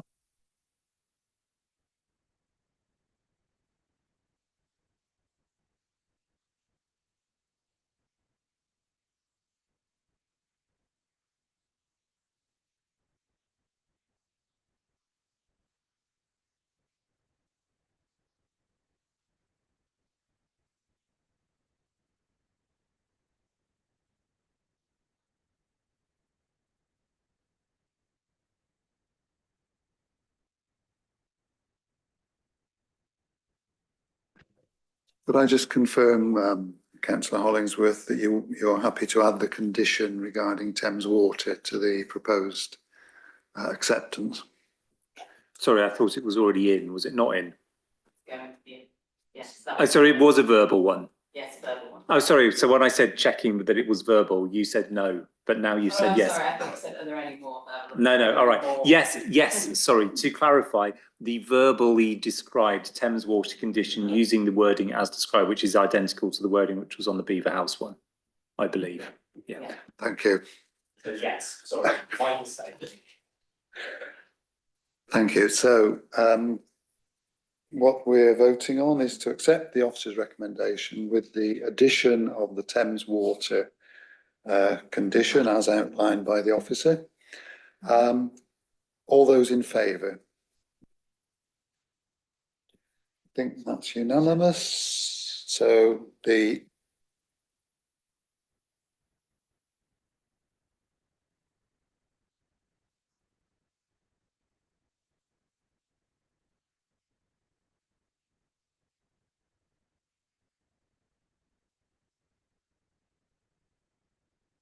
Sorry, let's proceed to the next item on the agenda, item 6, which is plot 2000, John Smith Drive, Oxford. So if Jennifer can outline her report. Thank you. So this reserve matters application for development at Arc Oxford, a category 1 employment site, relates to plot 2000, an undeveloped site accessed off John Smith Drive, which extends to approximately 1.13 hectares. Plot 2000 sits immediately west of the Eastern Bypass, with its curved form responding to the road layout. Existing trees bound the site with 2 to 3 storey buildings and commercial use surrounding the plot. A pedestrian cycle path lies immediately northwest of the site, accessed from Garsington Road. The application site proposes to erect an 8-storey category 2 laboratory and office building with a maximum height of 34 metres and a 4-storey multi-storey car park with showers, changing and drying rooms, mechanical plant and refuse storage. The buildings have a combined gross internal area of 31,910 square metres, which sits within the permitted 39,604 square metres of business floor space approved under the 1992 Outline Planning Permission. The proposed landscape plan illustrates the planting of 44 new native trees, in addition to off-site planting along a section of John Smith Drive and roundabout, which is not shown on this particular plan. The separation of the laboratory building and the multi-storey car park has allowed for sufficient site permeability and has introduced further opportunities for tree, shrub and green wall planting, resulting in a more articulated and interesting landscape design. The proposal would result in a 16% net gain in tree canopy cover over 25 years. So this photograph is taken from approximately where the new site access would be. You can see the mini plant there where my cursor is and the Premier Inn Hotel, which fronts Garsington Road. This is the site relationship with the flyover, the Eastern Bypass flyover, and the former British Gas HQ.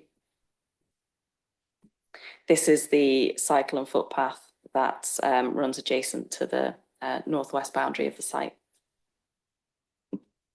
And this is the site's relationship with Garsington Road. You can see the tree line boundary here. The laboratory building would accommodate containment level 2 laboratories and offices with private amenity space located on the ground and 7th floors. The multi-storey car park would accommodate 302 parking bays, 18 motorcycle bays and 213 cycle bays, as well as the end of journey facilities mentioned earlier. I should also mention that 22 cycle parking stands would be located externally for visitors. This CGI shows the building from the Eastern Bypass flyover. The site's location within the southern suburbs of the city is considered appropriate for additional height, given its relatively unconstrained nature in planning policy terms. Further, the site's position within the park acts as a gateway from the Eastern Bypass, making it a suitable plot for a marker building. The proposal is the result of extensive discussions between the applicant and officers since 2022, and although large, is now demonstrably considered and carefully designed to mitigate its harmful impact to the local and wider site context. The majority of the ground floor would be used as labs and offices, providing activation along this frontage. Separating the built form into 2 distinct elements with a 13-metre gap is critical to minimising the negative impact of cumulative development on key views out from the city centre. The bulk mass and scale of the lab building has been carefully designed, so it largely sits behind the approved Trinity House development, and the distinctly different facade treatments of the multi-storey car park and lab building has successfully added interest and breaks up the mass of these large buildings, as well as presenting the car park as subservient to the main lab building. This verified view shows the distinct facade treatments of the multi-storey car park and the lab building. And this verified view shows the building from the underpass to Tesco and illustrates the height difference between the lab and the car park buildings. This verified view from Garsington Road, south of Arc and adjacent to the mini plant, indicates the proposed scale and mass of the building from this orientation, with Trinity House also visible. Again, it is considered that although large, Arc Oxford is an appropriate location for this type of development, given its unconstrained nature and site allocation for employment use, with the current demand being for R&D floor space. The elevation drawings are helpful in demonstrating the variation in height and the stepped elevations of the lab building. And the lab building elevations are adequately broken up with varying fenestration and projecting fins. Larger windows are incorporated within the facade, which contribute to an attractive and coherent rhythm. And these are the north and west elevations. This is a view from Carfax. It's been concluded that the proposal would cause a low level of less than substantial harm to the setting of the central conservation area, the setting of grade 2 star listed town hall, and the setting of the grade 1 listed Lincoln College Library spire. It's considered that the pressing need for high quality lab enabled office space within this part of the Golden Triangle provides clear and convincing justification for the heritage harm caused, and that the public benefits flowing from this development, including the local economic uplift, a commitment to employ a proportion of local residents, a 5.28% net gain in biodiversity within Arc Oxford, a 16% net gain in tree canopy cover, and 43.3% reduction in carbon emissions would outweigh the low level of less than substantial harm. This is a view from St. Michael's, which illustrates the impact on the Lincoln College Library spire. So in conclusion, officers consider that the proposed development would respond appropriately to the site context, the Oxford Business Park site allocation, and the local plan policies as a whole. It's therefore recommended that Planning Committee approve the application subject to the Section 106 legal agreement and the finalisation of conditions. Thank you. Thank you. Stephen, would you like to speak in support of the application? Thank you, Chair. Probably even less to say on this one than the previous application, again, because of the comprehensive nature of the report from Jennifer. Just in terms of the views out from the city centre, I think it's important to say that we did have regard for building 5,000, building 2,000 and Trinity House as a piece. So you having both applications before you tonight, you're able to consider them together, as it were. As Jennifer said, we did work hard to increase the articulation, to reduce the visual impact and to give interest at that higher level. So hopefully you can understand that through the information that you've had, and you'll be satisfied that the recommendation from your officers is sound in that regard. Just to reiterate, this is a reserved matters application. So the outline was approved some years ago. So we're bringing forward the detail. The principle clearly is established, and all the principal conditions were imposed at the outline stage. That's all I'll say. Thank you. Thank you. Any questions from councillors? Councillor Hollingsworth. Anyone? There's an access route to the Garsington Road. Is that permanent or is it locked? It's just that that's a public transport route where the access from this to bus stops if you don't want to catch a train. See what I mean? The existing footpath adjacent. No, so from, show the plan, I'll show you, it's on the site plan. Yes, please.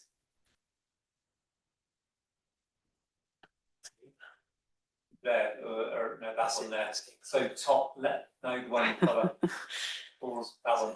Top left-hand corner. Sorry, top left-hand corner, there is a piece of brown leading from the side of the building through the trees onto the Garsington Road. Yeah, that one. Oh. Yeah. Yeah, so that's it, yep. Yeah, that's the existing footpath. Yeah. It's not gated, no. And will not be gated, sorry. Any further questions?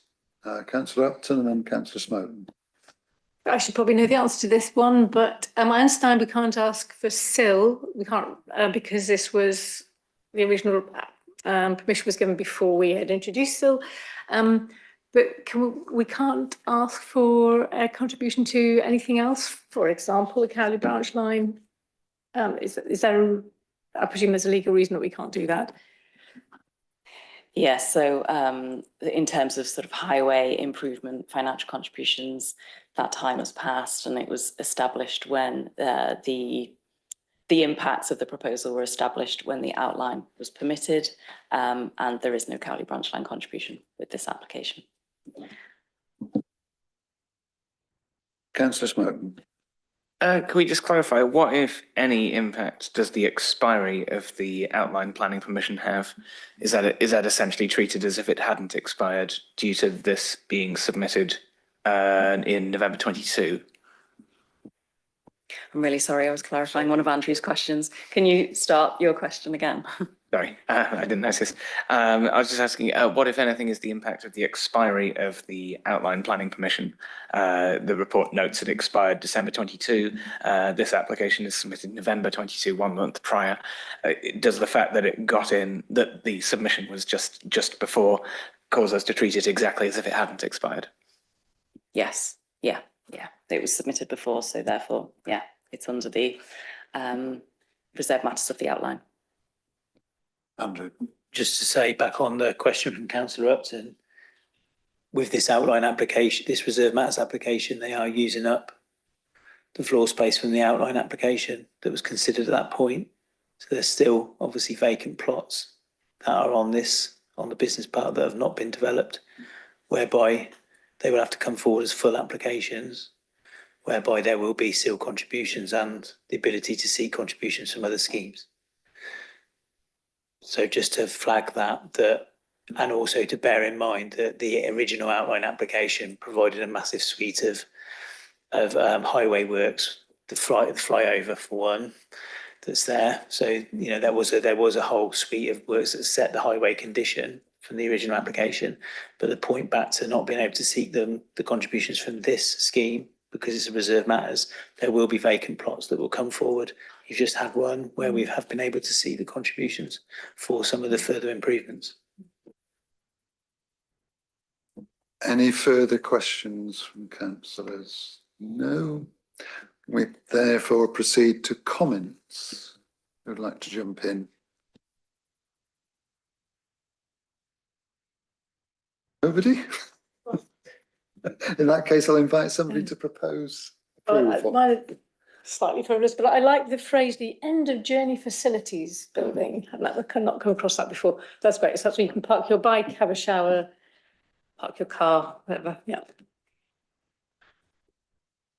Councillor Hollingsworth. Well, I thought exciting though the end of journey facilities are. I'll comment on the rest of the application, which is also quite exciting.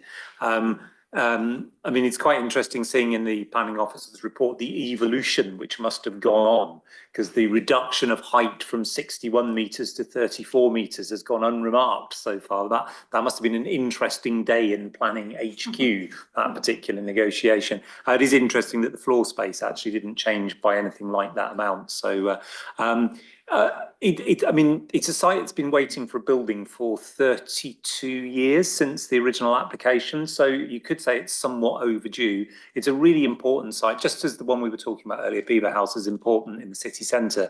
This is important in the context of East Oxford. Since the car factory went and so on, this has remained as a kind of empty plot on a corner, and it's created a kind of sort of a disjoint. So this is a real opportunity to create in a really different kind of place, obviously, something quite impressive. Obviously, personally, I hope that the applicant in the end doesn't feel the need to build the multi-storey car park and do something more productive with that. But in the absence of any objection from the Highways Authority and given its outline, I could understand why they've included it in the planning application. But I think it's a really impressive, I think is the word. You know, this is big, really big, impressive.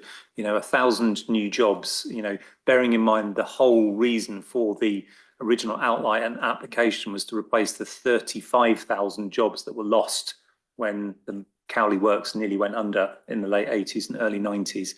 I think this is, you know, maybe nearly the final brick in rebuilding that part of the city's economy. So yeah, really pleased to recommend approval with all relevant conditions, verbal or otherwise. Am I covered now? Good. Thank you. Can I ask for a seconder? Councillor Henwood, thank you.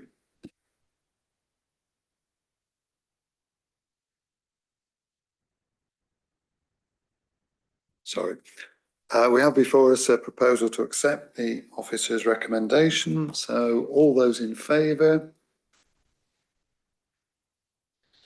And that's unanimous. Thank you all very much. The proposal, the recommendation for approval is accepted.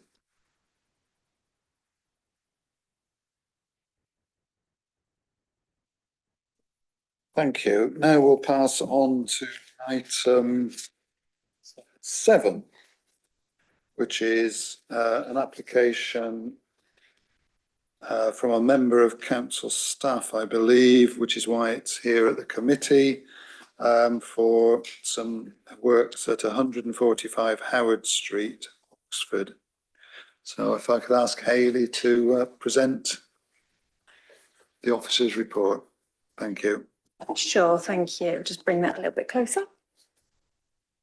So as you just said, this is an application that relates to 145 Howard Street, which, as you can see, is depicted by the red line on your screen. It's to the north of Howard Street. Of note is the Donington Arms there at 147, which was a former public house, as the report details, but is now occupied by a restaurant. I'll take you through some photos. This is 145 Howard Street here, and its garage at this point. You can just see the edge of the Donington Arms there, and then this is 141 Howard Street, the neighbouring property. This is taken from the rear. You can see there are existing projections to the rear at first floor and at single story. This is the Donington Arms at this point, and you can see there's a very high boundary wall between the two sites.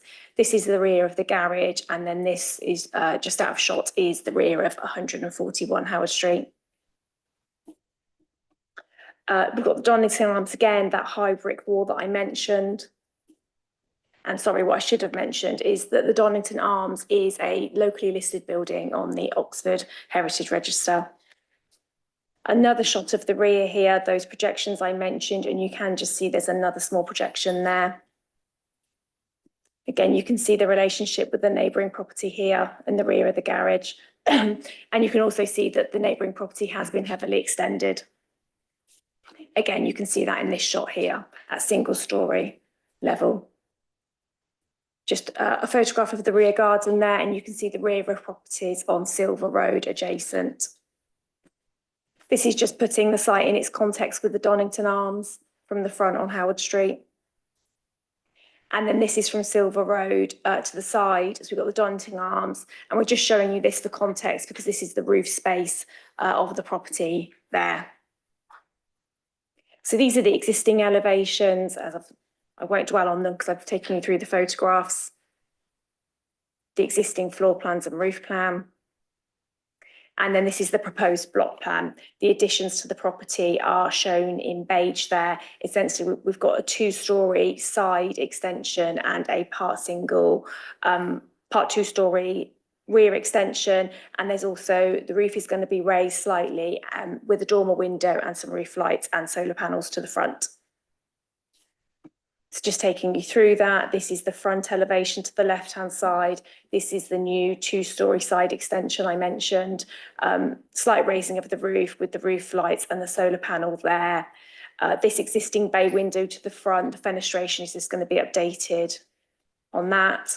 And then to the rear here, we've got the dormer window and then the first floor element here, along with a single-story extension at that point. And obviously you can just see the rear of the 2-story side extension there. These are the side elevation as you would see from the neighbouring property, and then obviously a section through the other side because you wouldn't really see it because it primarily adjoins the Donington Arms at that point. And then the proposed floor plans and the second floor plan and roof plan. So you've got a fully detailed report before you which goes through the design and residential amenity issues as well as drainage and ecology and highways. All are considered to be satisfactory and the application is recommended for approval. And sorry, I will just add, obviously is considered acceptable from a heritage point of view as well. Thank you. Thank you. Now, there are no speakers for or against this application, so I'll go straight to any questions that councillors want to raise about this. Councillor Hollingsworth. The slide labelled proposed elevation and section. The top bit shows the dormer below the ridge line, which is as it should be. The lower section, so the lower of the two images, seems to show, if you look at where it says bedroom 4, is not the, does that not stick up in a way which it doesn't on the drawing above? Am I misreading it? Doesn't stick up, sorry. So it's there is a bit above the where it actually says, sorry, not bedroom 4, it just says bedroom. There's an element which sticks up. It's roof lights. Yeah, so roof lights above is the roof lights, that's what I thought it was. Is the roof light going above the ridge height? Because I say that as in my area, which is a conservation area. We've had a development where a roof light, which was supposed to be below ridge height, ended up above ridge height. It's very visible and caused a great deal of difficulty. So I'm just trying to flag exactly where that roof light sits in relation to the ridge. That The image below is a section through the building, so you wouldn't actually see that. That would be concealed. If you imagine the dormer window would have the finishing around the edge that you can see here, which is why you can't see it in the top image, because that is the actual side elevation, whereas this is a section through the building. And as you can see, the ridge height, I believe they are sitting below the ridge line. Chair, can I just clarify? So in that, sorry, Hayley, but in that section, the grade, the dark grade, how solid grey is the side extension that they're adding. So where you see the small triangle, that's the shaded grey that the dormer attaches to, that's the main house. So the section is showing through the main house where the dormer is. Effectively where the dormer is shown on that, and the actual that light grey that you see is like a triangle, that's the main dwelling, and the dark grey is the extension. So that's showing how the extension is subservient to the main roof. Does that make sense? But it does show that the two drawings do tally up.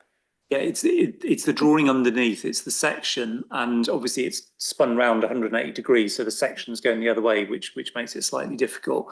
But the front of the house is on the left as you look at it, and it's basically that element where you have your mouse there. So where the roof light is that going above the ridge or not? It's not entirely clear. Okay, if it's not, that's fine. Thank you. Any further questions? Okay, in that case, we'll go on to any comments. Councillor Smoten. Thank you, Chair. Again, this is very much a thing about policy and things to think about for future applications. I wanted to draw attention to the paragraphs in the report relating to back and forth ahead of the application coming to committee, and specifically regarding the roof layout. So if you look at this application as it was originally submitted, then you can see there's an original design for the front, the roof as it faces towards the street, as it faces towards Howard Street, which has large solar panels and roof lights set high up towards the ridgeline.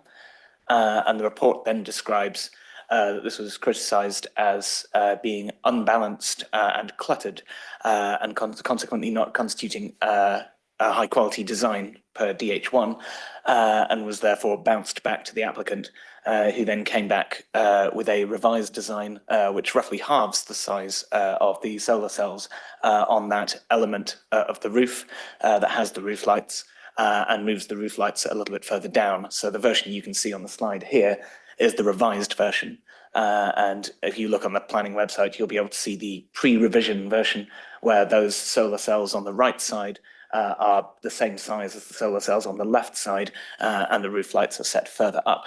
So I would suggest that as councillors, we should ask ourselves a question there about the priorities that represents. It suggests that the quality of design and the burden upon passers-by having to witness that roof with its large solar cells and its roof lights set high up, which I would phrase as making better use of the area of the roof, compared to the design that we have, which now has blank space, essentially wasting space that isn't doing anything.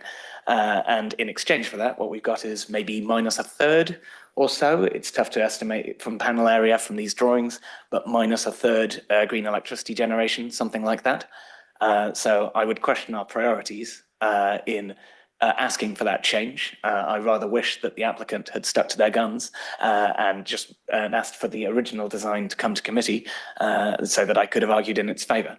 But I can't, because I can only judge the application that's in front of me. So I think we should have a think on that. I will obviously propose to accept what is in front of us. Thank you. Any more comments? Councillor Hollingsworth. I'll second the proposal while echoing the comments. So we have a proposal to accept the officer's recommendation to approve the application. Can I ask all those in favour? I think that's unanimous. Thank you. The application has been approved. We've now come to the last item on the agenda. Those are planning applications, which is an application for some works at 8 Dunstan Road, Oxford, which is before the committee because the applicant is a councillor. Oh. So can I ask? Ask Hayley to present her report. Sure, thank you, Chair. So as you just said, this application relates to 8 Dunstan Road in Old Headington. As you can see, the application site, well, the site ownership is depicted in red. The property is at this point here and the garden is shown with the yellow colour. The site is within the Old Headington Conservation Area and is also a Grade 2 listed building. Just to show that in some context, this plan is of the Old Headington Conservation Area, which is shown with the red outline, and we've got 8 Dunstan Road there. The fact that 8 Dunstan Road is in red is showing that it's listed. And just to run you through some photos, this is the front of the property, it's at front Dunstan Road, and that remains unaltered. Then this is the rear of the property. The application is seeking full plan permission to essentially infill this area here. Some closer views of that. So what would happen is these windows would continue along and obviously the bottom infilled with brick. The mustard door you can see at that point is reused. And then here you can just see there's a door into the existing conservatory and that would essentially become an internal door. And this area would be infilled here and obviously coming along here as well. These are the existing floor plans. So that's the windows that you can see in the photos. And then this is the currently covered area, shall we say, recessed area with the door into the conservatory at that point. And then this is the mustard door I just pointed out there. And then these are the proposed floor plans. So you can see the windows are continued along. The mustard door is relocated at that point. And then that's the existing conservatory door. And obviously then this is all incorporated into the living space. This is the plan that shows the original parts of the building in grey with the more modern additions when the property was remodelled about 20 years ago in red and beige. So as you can see, the area that's going to be infilled is relates to a modern part of the building and not the original fabric. Then these are the existing elevations. Obviously, it's hard to see that that part there is recessed in elevation form. Then these are the proposed elevations with the windows continuing as I described and that door being relocated. And that's the end of the presentation. In terms of the issues, they're fully set out in the report before you. I've nothing further to add and the recommendation is for approval. Thank you, Hayley. There being no speakers for this item, we'll proceed straight away to questions. Any questions about this development? No. Could I therefore ask for comments? No comments. So in that case, could I ask for a proposal to approve? Councillor Smoke. I propose to approve the recommendations as set out in the report. So we have before us a proposal to accept the application as set out in the officer's report. Could I have a vote on all those in favour, please? And that's unanimous again. Thank you. The application has been approved. So we can now proceed to the final items on the agenda, which are the minutes of the meeting held on Tuesday, the 20th of August, which is on page 273 of the agenda for this meeting, sorry, the reports for this meeting. Any corrections on 273, 274? 275. Okay, therefore the minutes are approved. Forthcoming applications, anybody want to raise anything on those? No. Dates of future meetings. The next meeting is the 15th of October and the others are on the agenda. So there's only one, sorry, is there any other business anybody wants to raise? There's one thing I want to mention, and that's to